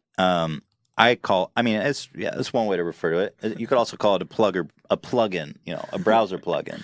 It's a browser plugin. It's not really a hack. You install that, you're a hacker. I'm a bro. I hacked my way to through the internet and saved a bunch of. I kid about that, but the product itself is incredible. Let me tell you about the product. Honey was founded by 2 friends who were frustrated by the lack of price transparency from online shopping. So they started Honey to help others find the best possible prices online. Here's how it works. Honey is a free, 100% free browser extension for Chrome, Firefox, Safari. It effortlessly saves you time and money while shopping online at tens of thousands of stores. You guys know how easy it is to install a plugin. You literally just type Honey Chrome, if that's what you use. You click once, it's in. It's easy as eating a pie. I think most people have an easy time eating pie. I'm sure there's some people, but generally it's easy as eating pie. Yields like moving on. Just saying, I just want to clarify that. So while you shop, Honey will instantly find every working coupon code on the internet and automatically apply the best discount to your cart at checkout. Time magazine called it basically free money. And Hackers magazine called it the best hack of 2017. It's actually illegal in some states because top 5 life hacks. It's definitely top 5. It's not illegal, by the way. That was a total joke. It's perfectly legal to use. It is a hack though. Honey makes Amazon better. This is a really important part, and this is what the most that I loved about it. So you install this plugin. I use Amazon all the frickin' time, but it's pretty. It can be sometimes annoying to navigate, and sometimes items can be sold by other sellers who have Amazon Prime, for example, and it's like $10-20 cheaper than what's the default that you land on. And so what Honey will do on Amazon is that it's going to sort the best option from different sellers, automatically factoring out all the variables such as price, shipping costs, Prime status, and so you're always going to get the best price and the best experience. And I've been using this for months, and frankly, it's already saved me a lot of money. At random stores at checkout, it's like, boom, coupon applied. It's like, oh my God, basically free money. But Amazon, very useful. It will find you the deals effortlessly. Okay? Kabish? Honey can also show you the price trend of any item because it's always changing. The price is always changing on Amazon. Who can keep up with this stuff? So you know if it's the best time to buy it. Black Friday and Cyber Monday may be over, but you can still save money this Christmas with Honey.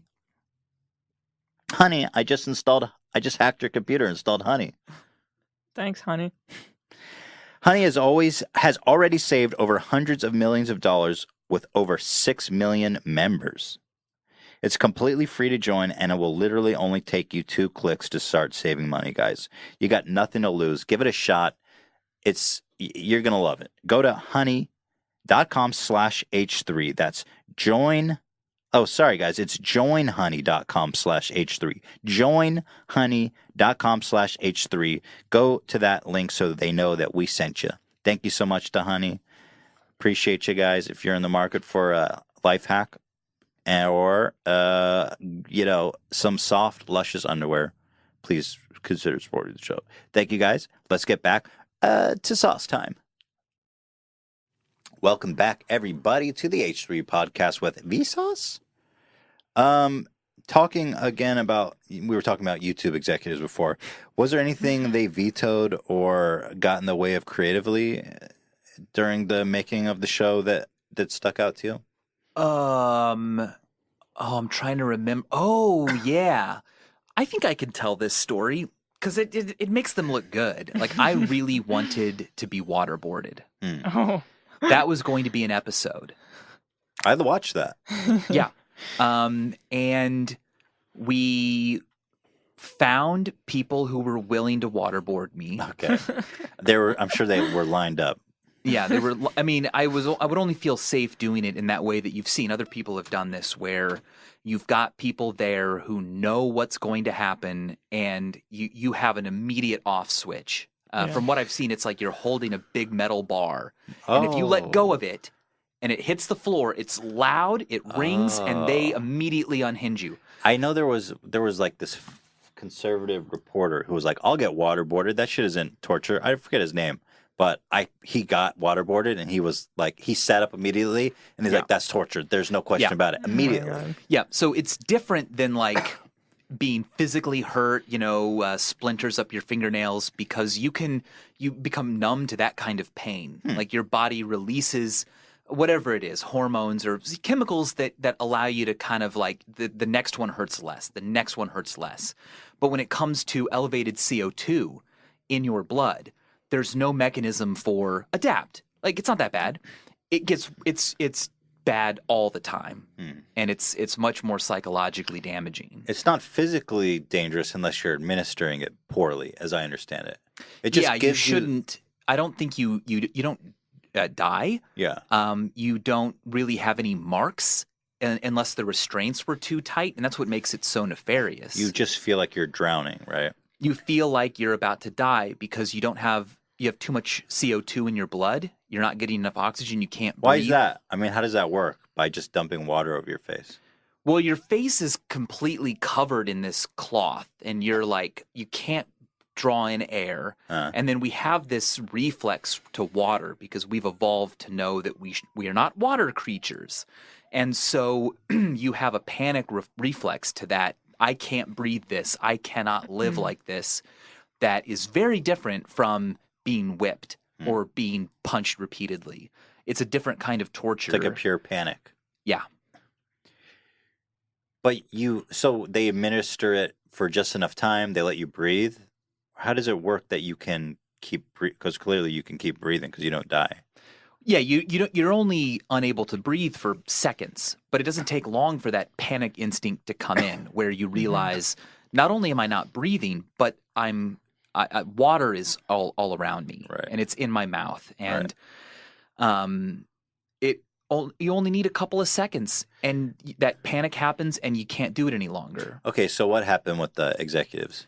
Oh, they just thought that it was way too dangerous, and it was. The scary thing about waterboarding is how easy it is to do. It's not like, well, right. first of all, you have to get, permission from the FBI to handle, C4. It's like, no, do you have a water can? A rag and a bucket of water. Yeah. Are you a bad person? Here. Right. It's like you just do it with what what's in your kitchen. Thought that up? Yeah. Yeah. So I think it was really smart to say, let's not do that. Do you wish you did it, though, looking back? I mean, it would have been interesting. That's the one. What was the scientific purpose of getting waterboarded? The purpose was to talk about what I've just said, which is the sort of physiology of why it's different from repeatedly being whipped or being just confined. Yeah, the panic aspect. That sort of reflex we have to water is not good around my mouth and covering all of my ways of breathing. And I could have just discussed that. But Minefield gives me a chance to do things. Right. The question is, what do we gain by having me undergo it and then say, yep, I can confirm that one of the worst things you can do to a person is indeed bad. Right, yeah. And watching it may be too much.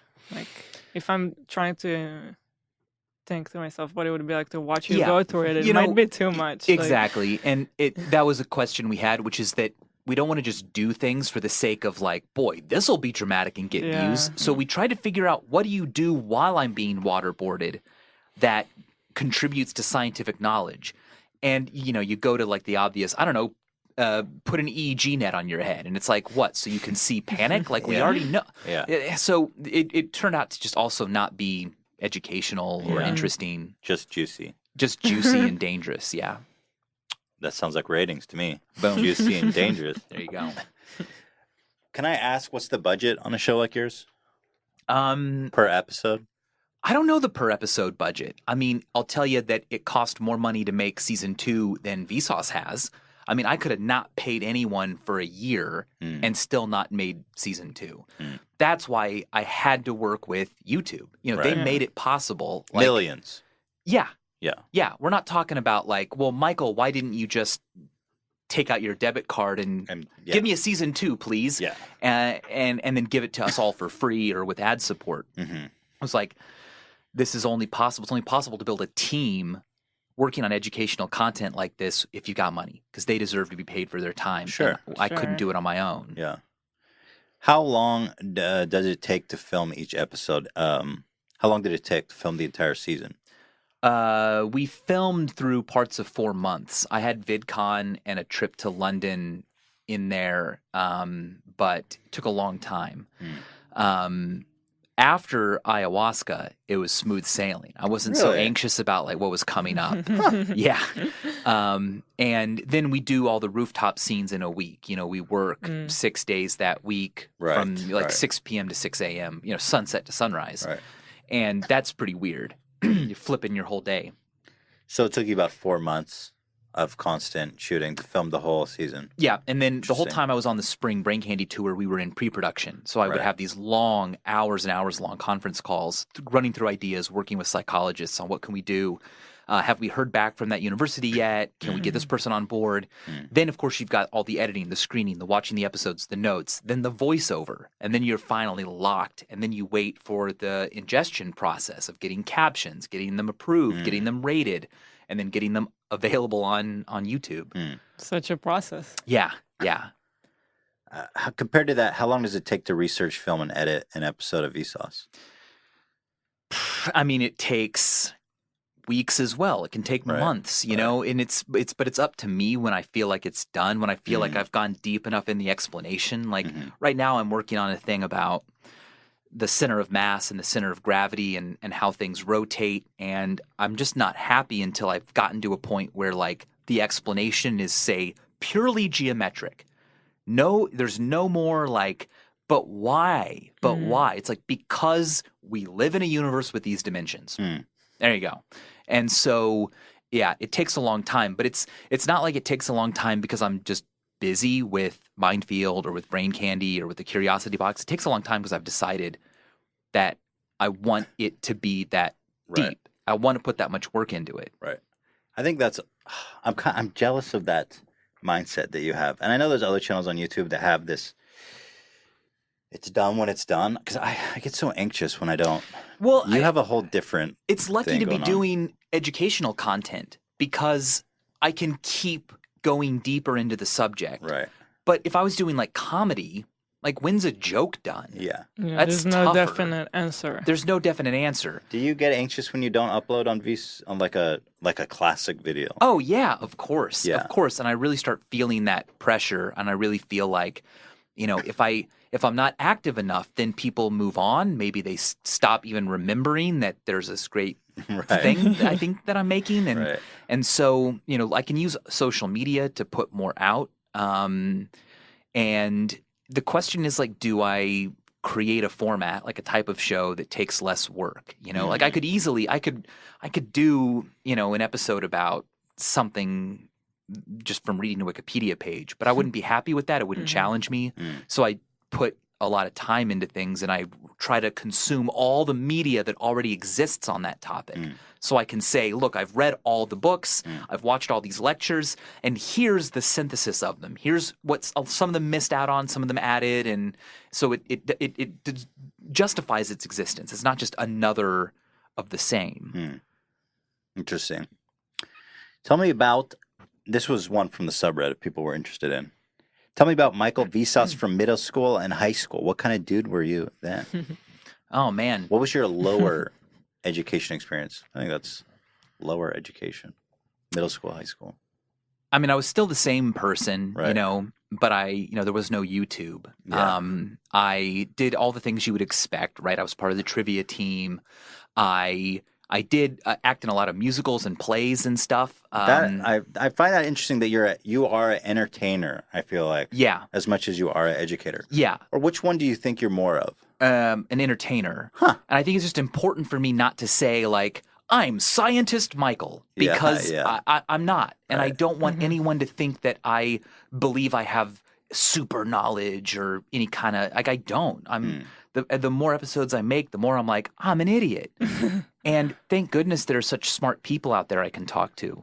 So, I think it's just safer to be an entertainer, science communicator.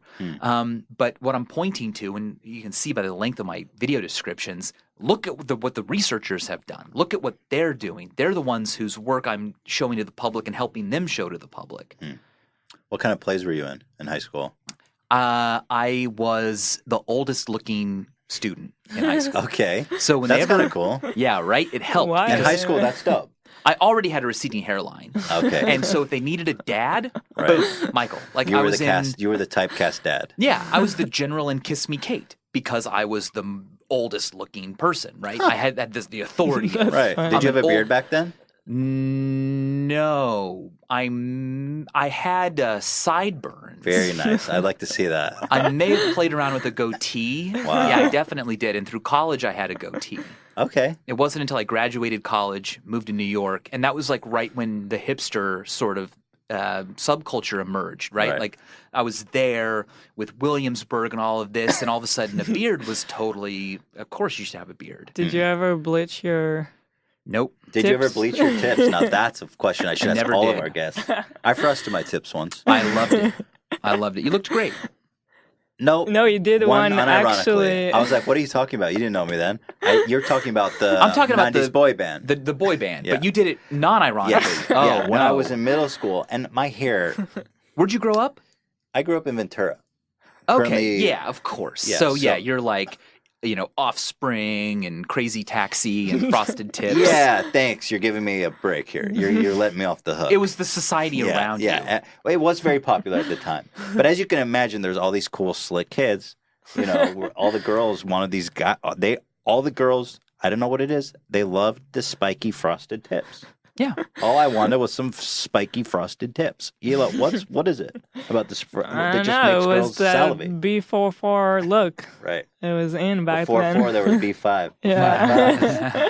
But anyway, back in high school, man, I hate my fucking hair, but I wanted to look like these cool frosted tip gentlemen, and I try to frost my curly ass hair, and it just really, I looked like a Three Stooge or something. Like it was just a total fucking disaster. Is that in hindsight or at the time was it cool? It was bad. Oh, really? Yeah. I hated my hair so much as a kid. My mom's a hairdresser, and once because my hair used to be quite long, I had like a full-on Jufro down here. Yeah. And she straightened it. I swear to you now, she chemically straightened my hair. And I came, and even then, it wouldn't fall. I was like, I'm gonna have like a beautiful mane of hair, right? Yeah. It just went like this, Wow. like this. I would love to see photos. I And feel like you should do that It today. was fucking, bro. It was humiliating, and it was chemically straightened, so I couldn't undo it. Right. Yeah, I had curly hair as well, and so I couldn't do the looks that I wanted. I hate curly hair. It was Did you hate it? Did you wish you had frosted tips? No. Never? Did you ever want a No. spike? I wanted the really gelled look. Right. Some curly guys pull off the gel look. Some never did. can. I probably didn't have. I didn't care enough. I didn't put How enough old are time you? into it. I'm 31. Okay, so we're from the same generation. Yeah. God, I'm older than you. Is that strange? How much? That's strange. Not that very I'm much. older. But it's still strange because you still have the dad vibe. Well, yeah. Even to this Yeah, day. but you also, I didn't choose the What, dad you think life. I have a dad vibe? I mean, you're also kind of known to have a dad vibe, so it's funny to I mean, see. you got gray hair. Right. Yeah. That's true. That doesn't help my case. I'm going to bleach those. I'm going to take care of those. It is funny to realize that, like, touring with Adam Savage, who is 50, Right. that we kind of come across like we're just the same age. I totally agree. At a certain know? point, like past, I'd say 20, I want to say like 20. But I know some people who are 22 that I consider my complete and utter peers. Yeah. But, But some, no. Yeah, It's some really- definitely not. But over the age of like 30, it's pretty much all the same shit. Like, Yeah, I you mean, can there hang are out with- some yeah. Even older people 25 who look kind of like- older, but yeah, you just become an adult. You're just in this big Yeah. block. Yeah, it's like life sucks for all of us. We all have way too much responsibility. Why do you think people are? Do you know Jordan Peterson? No. Anyway, he's this guy. He's a brain guy. It's like a psychologist. Yeah, he's a psychologist. He's a psychoanalyst or psychoanalyst therapist. I was talking about why is it that he thinks that so many people are depressed these days?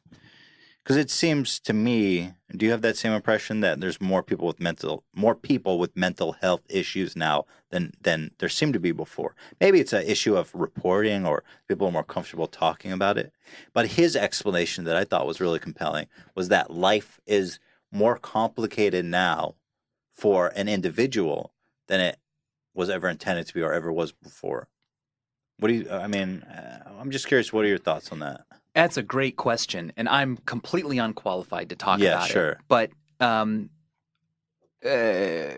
life being more complicated, I'm not sure what that means. But Like, I guess you have so much knowledge, or not knowledge, but like so much information available to you that it's an overload. To me, it almost. felt like we have so many more responsibilities. We have to go work. We have to take care of people. We have to pay bills. We have to worry about making money. We have to worry about having an apartment. Like all these stuff.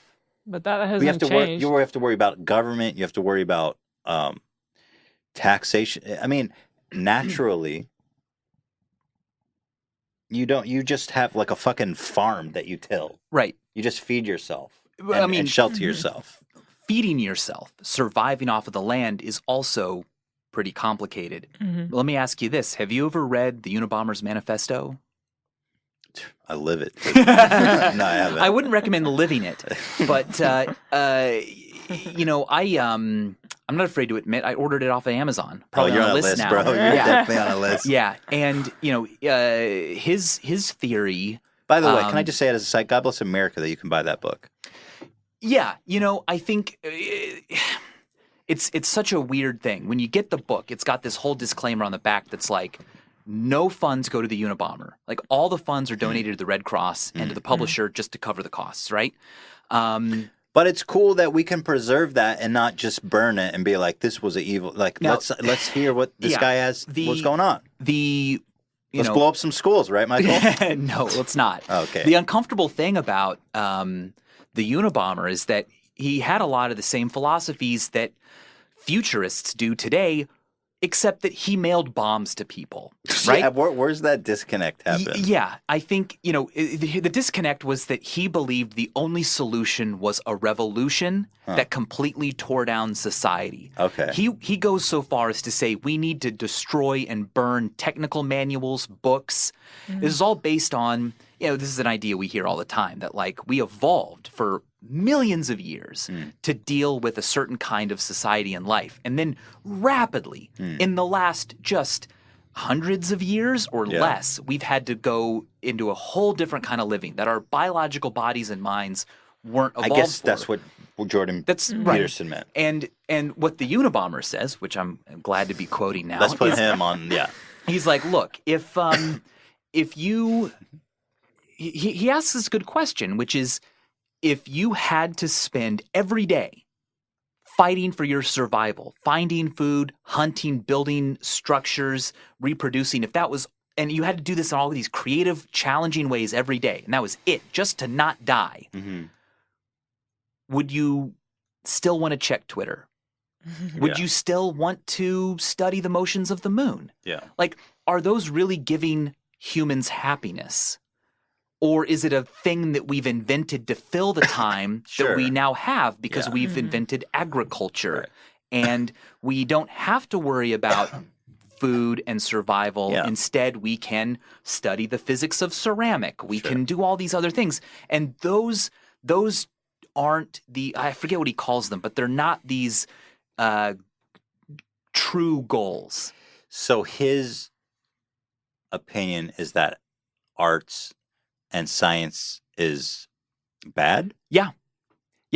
I mean, he's a Luddite. Isn't that just? I mean, I'm like arguing with the Unabomber now. You're like defending him, but that just seems stupid because I mean, you can just go living on a fucking farm if you want to. And that's what he did. Right. I mean, he still, I think, had to buy certain things that he could not get for himself. I think he didn't make a lot of his own clothing, but his whole argument was that look at the car. Okay, the car was invented, and it's more than an invention, though. It is something that we now have to deal with because think of how many people live in a place where they need a car just to get to work or to see family. Yeah. Again, that's what it's like. You have to buy car insurance. You need home insurance. All this shit that you have to deal with. Right. So technology isn't just let's a bonus. Yeah. A technology is a thing that changes us. And all of a sudden, now we've got cars, we have roads. You're not free to go wherever you want to go, actually. It used to be you could just walk wherever. Right. Now, the highways, it's actually, you can't walk there. No pedestrians, right? And a lot of this is at least philosophically interesting. I don't prescribe to his philosophy, but I think that it's worth considering these. There's a great Wired article called "The Future Doesn't Need Us." And in that article, the author quotes the Unabomber without crediting him.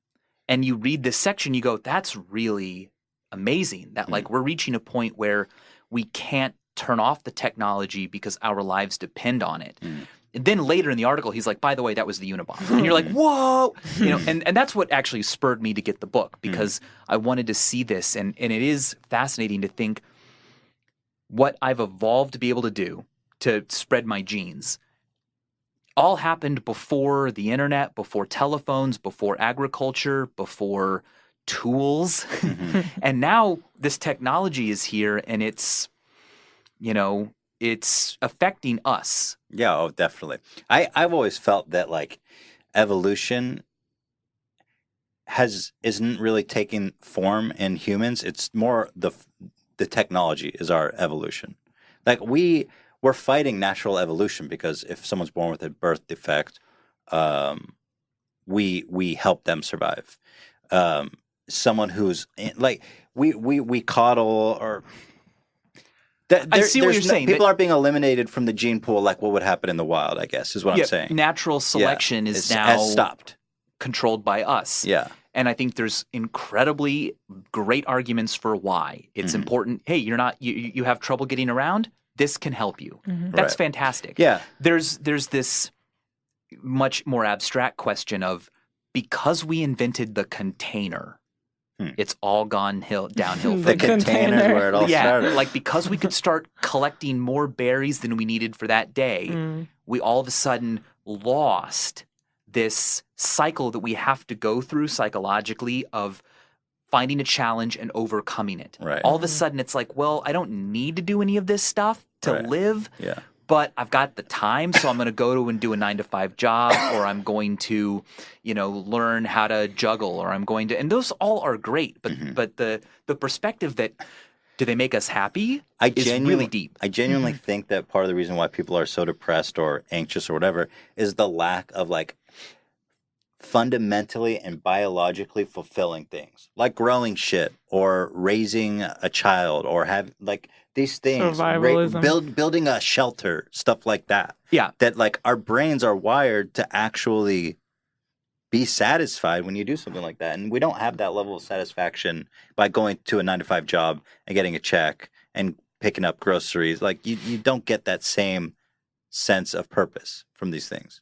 Fulfillment, I think, is that key word. Yeah. You said that, and it's weird to imagine that question that I posed earlier, which is that if every day was about, will I be able to find enough food and clean water to survive? But I'm able to do that, but it takes up all of my time and cognitive resources and creativity every day. Would I still do X? Would I still, And it's weird, because are you arguing that we shouldn't have explored the world or invented the printing press or poetry? Right. The Unabomber would say, yeah, that's bad. And I hate the cliche of there's a balance that we need, but I think that it's something we're going to be asking ourselves more and more, and confronting. It's inevitable. It's you can't fight progress. It's or can you? The Unabomber believed he could. I feel like not work out. What he thinks is he's going back to a natural state, but I would argue it's unnatural to fight the progress that we're having. Yeah, this is. I think what we're undergoing is natural. Because our brains evolved to be able to realize, hey, I can make this stone a bit sharper and do things with it. Everything happening is natural. Yeah.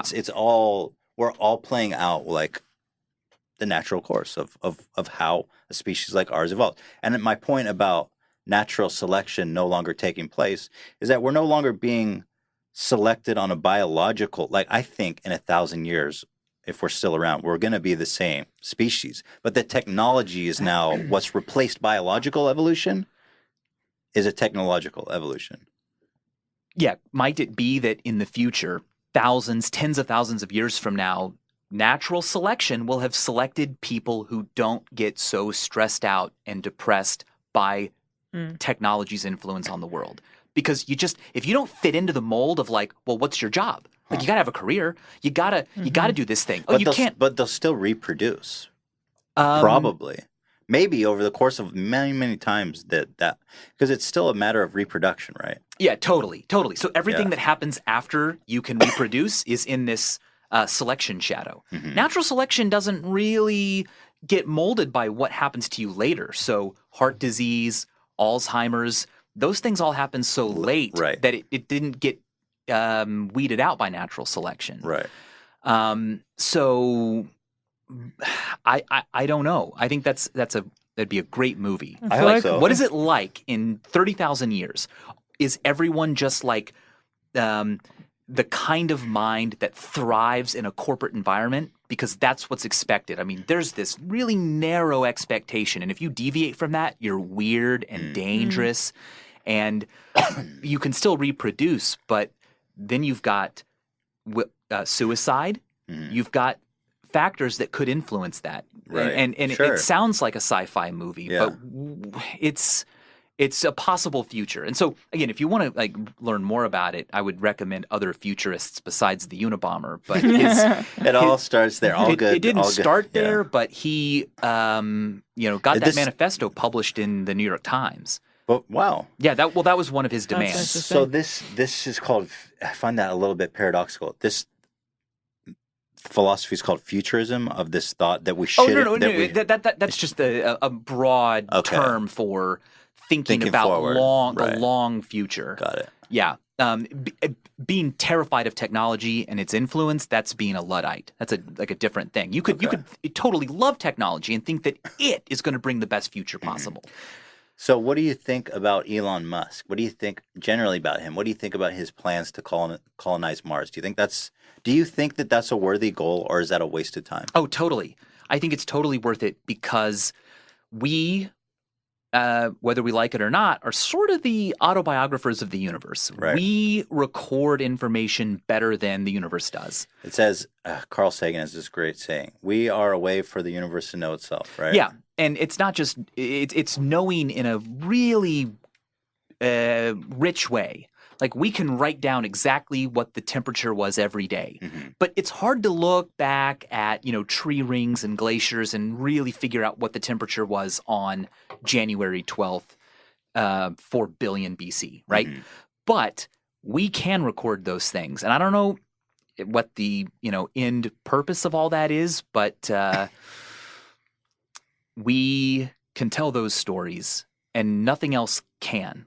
So going to Mars, exploring it, preserving how it is today, that's my big concern, is making sure that, I don't know how you do it, but you section off. We need to make sure that as Mars is and has been for most of our species' existence, is still there as a historical artifact, right? So if you're watching out there, future people who are colonizing Mars, name a park after me on Mars. Keep it natural, guys. We need some natural parks on Mars. At least parts of it, right? Yeah. Like we need to keep records of the story because. Why is that important to you? Because most people say, well, it's a biological insurance. It ensures that humanity will continue to thrive and exist, and hedging our bets. Like, what is it about the record keeping that's important to you specifically? It's what makes us different from everything else in the universe. There's nothing bigger to it than that. I'm not like, because then we'll all be happier. It's more like, because at the end of the day, if our entire species died, Jupiter wouldn't even know. Yeah. The moon would keep orbiting. Yeah. Right? The only impact we have is records that also last a long time. Mm-hmm. So telling stories, whether they're fiction or not, like they can be made up stories too. That's a whole other reflection of our minds that we get out there, that's there for after our sun has exploded. Mm-hmm. We've still got a Google years before the heat death of the universe. Mm-hmm. Other living organisms can discover what we have found, and they will know the universe better because of what we recorded about it. Does this idea terrify you of like an empty universe? Just no conscious being. Like all this space, all these stars and planets, and not a single conscious being. Right. Is that a strange thought? It's a weird thought that at a certain point, because of entropy, we will have no usable energy anywhere. Energy will be completely spread out. There won't be more here and less here, and there won't be the ability to put more energy in one place, like to make a battery, right? Mm. And so that's the heat death. There's just, we're done. That, like I said, is like a Google years from now. Yeah. It's a long way off. But, if organisms like us live that long, maybe we'll find a way to. Yeah, I feel like there'll always be something. There's always a way, and I feel like these theories are always changing too. Oh, like, as they should. Only 50 years ago, everyone thought the universe would crunch back big in. Crunch. Some people still do. I mean, I don't think that's like ruled out. It's not like, hey guys, we got the answer. We're going to inflate forever. It seems like nature is always way more simple and poetic, and like the big crunch makes like poetic sense in that it like crunches up, it comes out, it big bangs, it crunches up. I feel like the real answer is probably something more cyclical than it just like phases out and disappears forever. That seems could be. It just seems unlikely, but I don't know why. I don't think we We don't know a lot. Yeah. And, if we need to escape this universe, maybe we'll find a way to enter another set of three spatial dimensions. It's going to be our brains are going to be in a computer. Right. Upload your mind. That's it. Black Mirror. We were listening to, I forget if it was a podcast about these guys working on AI. Mm-hmm. And this whole philosophical debate about keeping them in a box. Are you familiar with that? No. Because basically, a lot of people are afraid of AI right now. And so they didn't get into too much detail, but they speak very metaphorically about keeping it in some kind of box so that we can get its help, but we keep it caged up because we're afraid of what will happen if it's not caged. Right? Mm-hmm. What was that? What we were listening to? It was so interesting. I think it was with Sam Harris. Yeah, I think it was with Sam Harris and some AI guys. But there's this really big debate going on right now with Elon Musk and other people working on AI about should we be afraid or is it completely overblown? And this is going to be, it's going to be revolutionary one way or the other, but is this something that we should be afraid of? It's very...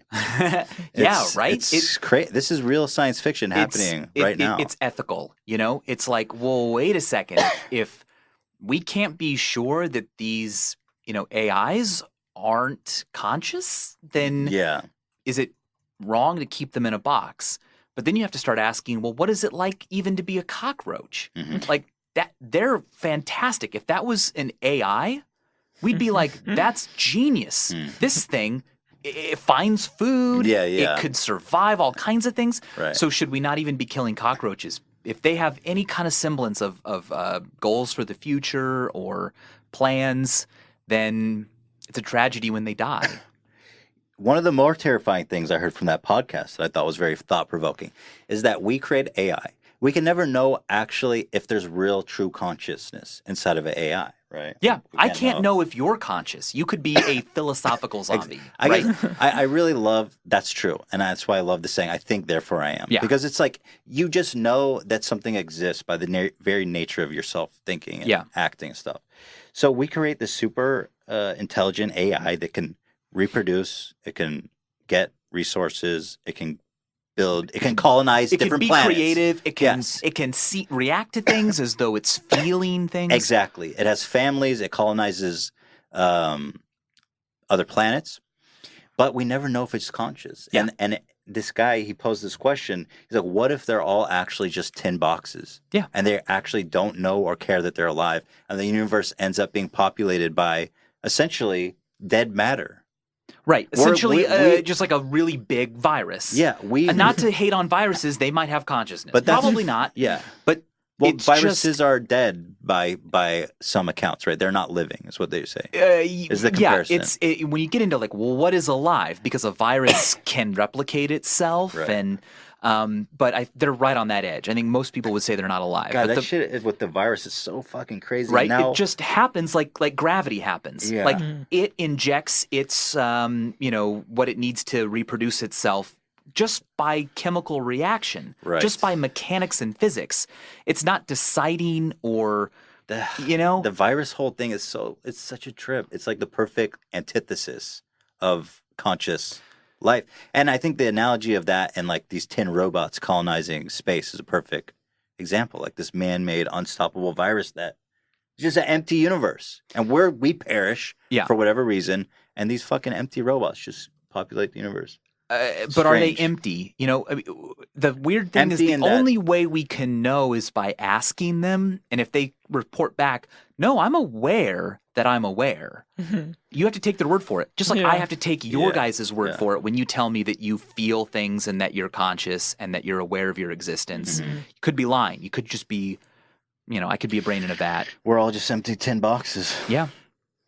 Meat boxes. But now there's shit with... the viruses are being used now, engineered to treat like cancers, right? Yeah. This is the new thing, that they're engineering viruses to go after certain cancer cells. And now it turns out that viruses that have been killing and devastating living creatures for all this time could end up being the answer to all these horrible diseases. Yeah. It's crazy. Yeah, it's crazy. And I mean, they give us a great vessel for, look, they already have the mechanism to to spread and survive certain, traumas, but if we get them on our side. But I wonder what the definition of a virus is, because when you really get down into some of the most simple viruses, it's just like these two proteins, when they touch each other, the molecular bonds cause a folding that releases the DNA or RNA or whatever it is. And it's just like, what?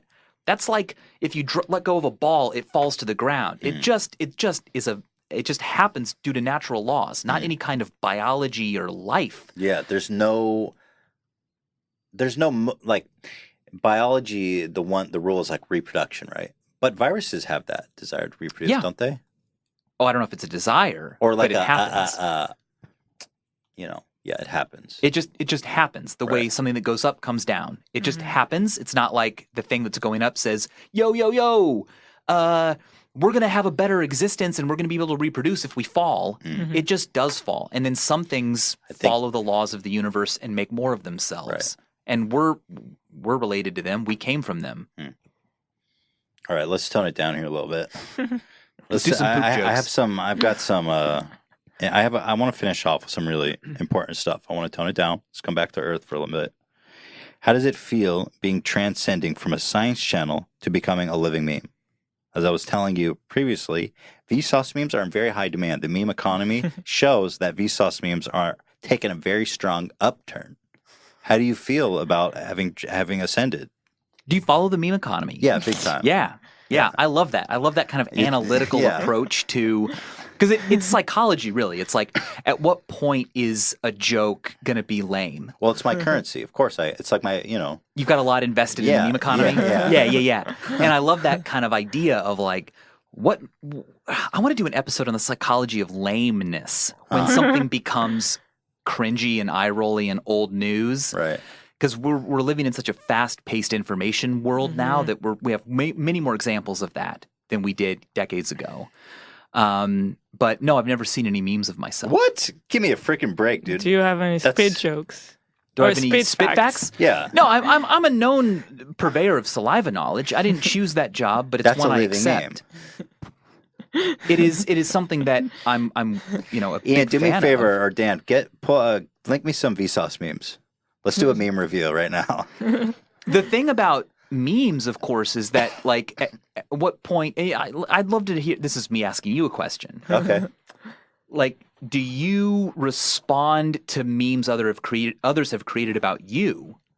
Or are you ever afraid that, like, if you acknowledge it, it loses its power? Oh, yeah.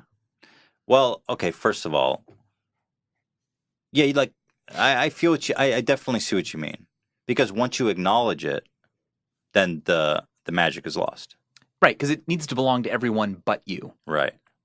You don't want to be in on the joke. Exactly. Or you, right. Yeah, no, I see what you mean. Yeah. But I think this is, like, we can review memes of you. It's fair. It doesn't kill it. Meme review. It doesn't kill it because I'm the one that's pushing it. Yeah, you're in the driver's seat. Yeah, I'm in the driver's seat. You're not like, let's look at these great memes of me. That would kill it. There's all these great Vsauce memes. Check this out. Yeah, exactly. Because you can embrace the meme. Sometimes you can over-embrace a meme. Yeah, you embrace it so hard, you strangle it. DJ Khaled. DJ Khaled embraced the meme. He strangled the meme. Yeah, and there's a right and a wrong way to embrace it so that it grows and continues to be a source of creativity. You want to foster and the meme. You're afraid of killing it. You like being, in other words, you like being a living meme. You respect it clearly. I respect the creativity that comes from. We're getting lots. 1,000-degree chainsaw versus 1-year-old infant I found gone wrong. What the hell is this? I don't understand. That's just a video I made. That's not like an edit. Wait, your channel's called Rapey Dan the Science Man. What the fuck? Come on, guys. What was that? There's also, there's obviously the like inappropriateness of them, which is where the comedy comes from. Circumcising random boys at the park. Yeah. Oy vey sauce. What? All right, let's move on. Let's move on quick. Did you make those? No. Ian may have just cooked those up in the back real fast. Slapped them together. All right. There are some that are not so offensive. Yeah. But the kind of, edginess of them, right? Like that's part of the whole comedy.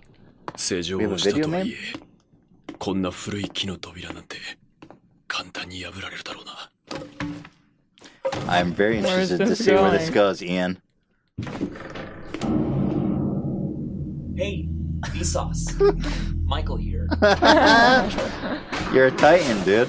Are you familiar with this show? Dolan Dark? Or This particular Attack on Michael Titan. here? No, I'm not. Oh my gosh. Oh, this is a Dawn Dark video. Yeah, Yeah. ここなのか。 that was powerful. So look at this creativity. Look at this Right. skill. You inspired that video. I can't edit that well. Yeah. Right? And when I was first doing YouTube videos, I was taking politicians and I was trying to do effects like that, you know, get them involved in shows, make it look like they said things they hadn't said, and that is a phenomenal power that people haven't had for a long time. It Right. used to be that if you wanted to see a public figure or a movie warped to mean something else, you had to see it on Letterman or something like that. No one else had those tools. But now, with editing software and the internet, everyone Clearly, can the control. Unabomber hadn't foreseen meme economy. Otherwise, he would have not written that He's book. still alive. I wonder if he's aware Oh, of is he? the meme I didn't know economy, that. Well, the maybe- meme culture, Yeah. and the power that people now have to take that culture and make it their own. Right. Some of the first videos I made were that. I made one called Ferris the 13th, and I took Ferris Bueller's Day Off, and I used the voiceover for a Friday the 13th trailer. So it made a comedy look like a horror film. And it's easy to forget what it was like back in 2008, 2007 to make something like that because no gatekeepers allowed you to do that. You just did it. And before, you had to be a Hollywood executive to make something like that. You had to have money and resources and editors. What a day and age we live in. Now, By the way, subscribe to Dolan Dark. subscribe Yeah. to Dolan Dark. I feel like in this day and age, I don't know, maybe it's already a thing, but I've been feeling the desire for a form of therapy to start taking classes of like working with wood and building stuff. That's a form of therapy. Yeah. That's kind of brilliant. Because Yeah, I totally. actually did some sculpture classes when I went to art school. And it's really fun when you can just like drill a hole in a piece of wood and That's put two fucking pieces brilliant, together dude. and That's- actually like build a shelf all of a sudden Yeah. and it's a functioning object. It goes back to what we were saying of doing something like meaningful with your hands and Yeah. your body. Yeah, instead of- with physical objects. Yeah. I find some of that in puzzles, in solving puzzles and in using construction toys to make geometric figures and stuff. And you kind of realize, wow, I haven't looked at a screen. I haven't Yeah. been a part of the technological Right. world. That's a really great idea. I actually think there's something to that. Yeah. I mean, things you can do even without any technology, like not wood, stone, tools, but just your own body, like yoga Mhm. or calisthenics, I guess, like those kinds of things that force you to be alone with just the body Mm. are phenomenal. Yeah. Very cool. All right, let's. Last time we had you on, we didn't do this thing. We do this now with all of our guests. It's a very interesting thing. Our fans love it. So I'm going to leave you with this one question here. Do you have any interesting ghost stories, paranormal experiences, alien encounters? And it's fine if you don't. It's completely fine. I don't have any. But it's just turned into the segment. It's just a little thing. Ghost stories. Yeah. I have none. Yeah, okay. That's fair enough. I'm just That's perfectly fine. People feel bad. When they don't have a ghost don't story? feel I bad. don't have any. But sometimes, you get surprised. I mean, as you can imagine. That's what I expected. Though. Like, I'm not the kind of person who's going to go ghosts. I'm going to say, oh, interesting. I mean, how could something be right next to me but not here? So- Could be in a fourth spatial dimension, right? Right. And that's what people at the turn of the century in the 1900s were really obsessed with. They were like, where the heck is heaven? Right. Because we're starting to feel like we can't fly there. Maybe it's right next to us in the way that on a sheet of paper, something can live on that surface and only be 2D, but something can be right above it and look inside of it and know what's inside of it. Right. What if that is where these spirits and ghosts are? And well, It's when like people the Day of the Dead in Coco, if you've seen the movie. Right. That was a great movie, by the way. Yeah. But it's like, I mean, I would love to have an experience, but I share the same sentiment as you. Sometimes people have experiences so strong, that you can be a completely rational, scientific person, and you're like, yeah, I believe in ghosts. So And that kind of experience is very real. Yeah. I mean, if you think you saw a ghost, you thought you did. Yeah. That's and there are things we don't know still. Sure. If we could discover in 100 years that like, oh no, when you die, you enter a different spatial dimension and you're still there and you can be around all of us, but we can't see you because we don't have eyes that point anywhere but in these three, right? Sure. Will we ever be able to design an experiment that proves that? Will we find evidence of it? I don't know. But so in short, no ghost stories. no ghost stories. Okay, fair enough. No ghost stories. I'm waiting for the day I have a ghost story. The closest I've had is that a moth shit on my wall, and I thought it was blood, but it was just shit. Spooky. I was like, Ela, there's fucking blood running down our wall.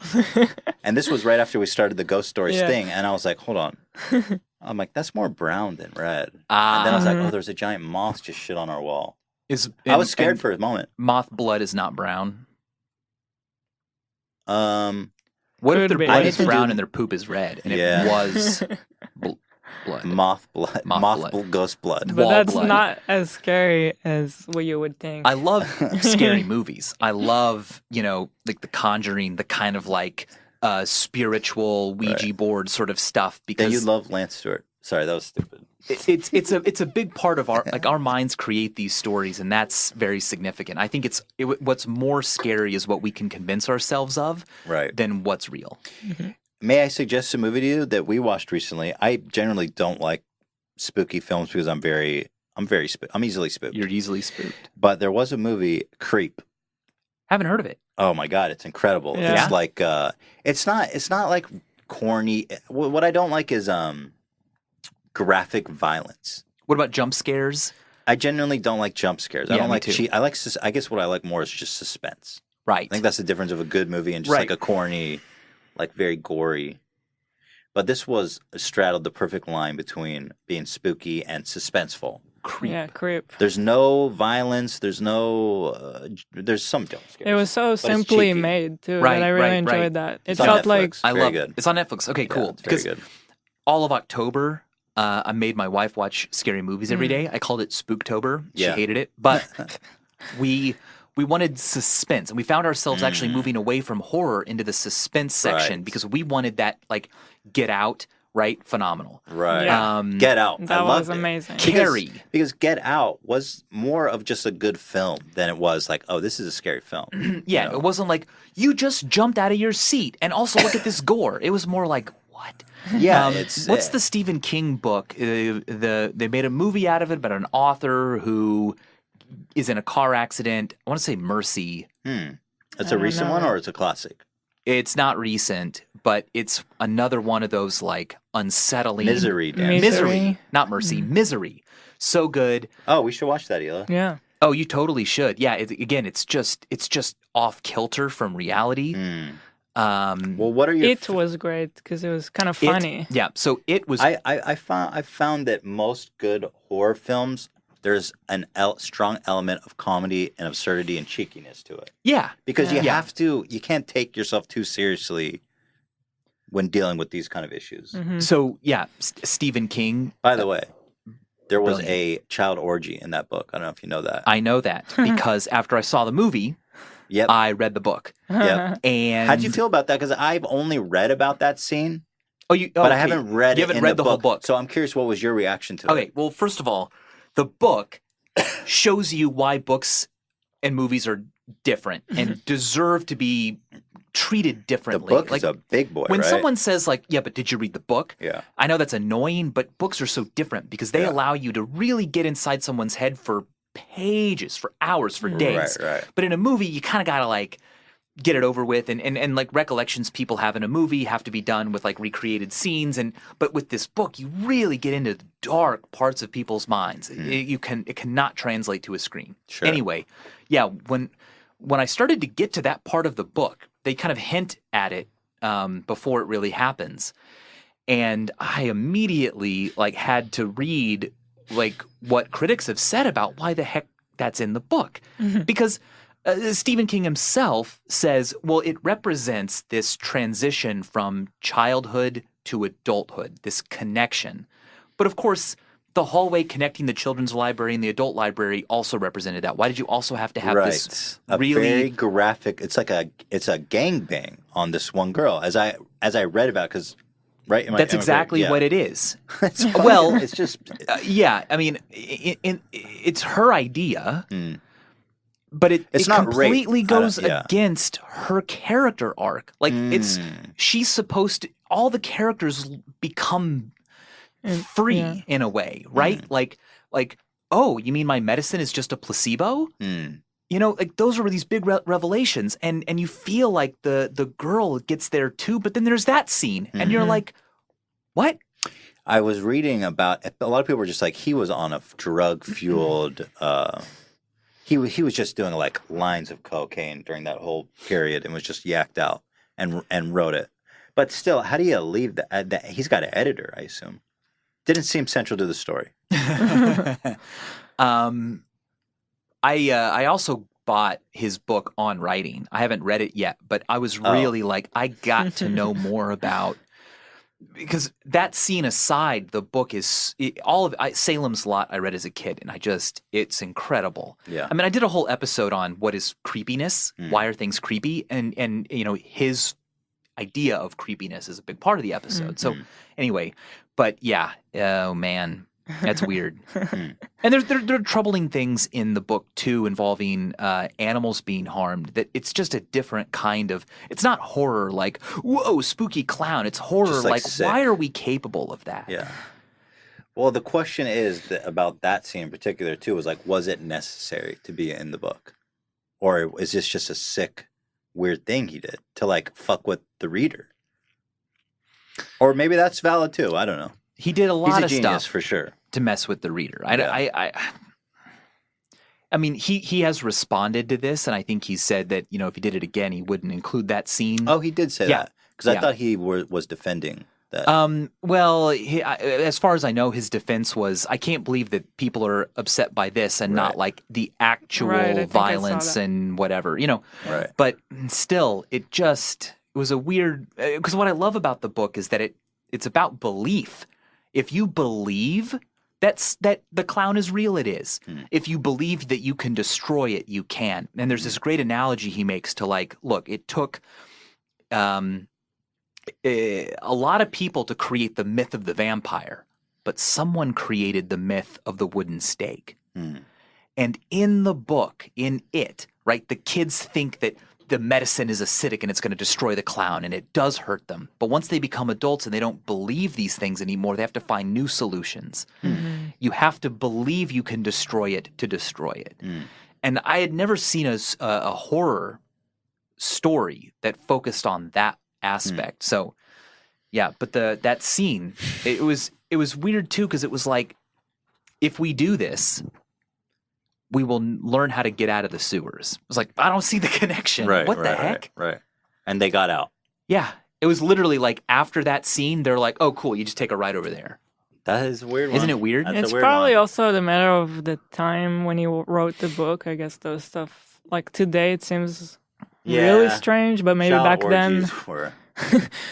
No, you're right. I don't know. Things, yeah. When was it? The 80s they wrote I don't know, actually. Probably the 80s. I don't know. Anyway, that's a great note to end on. We got the Unabomber. Listen, Unabomber's Manifesto.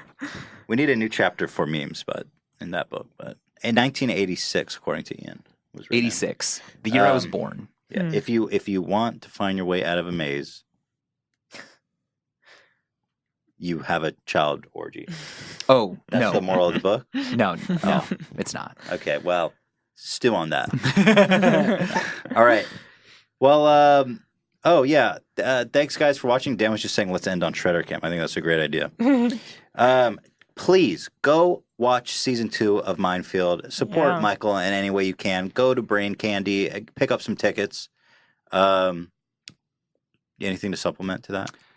Subscribe to H3H3. Be sure to tune in next time to the H3 podcast. You guys are on a Wednesday. It's a different time. We are on a different time. So don't forget, everyone out there. Thank you. Of course. Follow Ethan and Gila on Keep going, man. Twitter. I love it. Buy the fashions that have been created. Congrats on that. Thank you very much. Appreciate that. Thanks for having it. This was a lot of fun. Yeah. A lot of fun. We got a little weird. We got a little wild. Got a little deep. We went there. We got a little deep. We came back. Got a little scared. And then we did a couple spooks, a couple childhood orgies, a couple the Unabomber. He blew up the apartment building, right? No, he just mailed pipe bombs to people. Oh, that was who was the guy who blew up the apartment building? Jonathan McVeigh. Who was that? Timothy McVeigh. Timothy.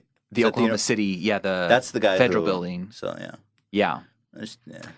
I wonder what he thought about there's memes. a documentary on him, and if you watch that, it's on Netflix. It's fantastic. You should also watch the one on Ruby Ridge, because he was responding to Ruby Ridge. He was responding to the government and its power over people, and it is so relevant today. I mean, it's the same world. History, man. Gosh, it's important stuff. Let's get on Mars and start recording data. Yeah, in Michael Stevens Park. All right. On Mars. Yeah, calling it now. Guys, thank you so much for watching. As Michael was gracious enough to say, we are going to be live next week on Wednesday with Player Unknown. Very excited about that, so please join us then. Until then, my friends, I wish you adieu. And with that, I say adieu. Pull up to Shredder Cam. Thanks for watching. And we'll see you guys next time. Ta-ta.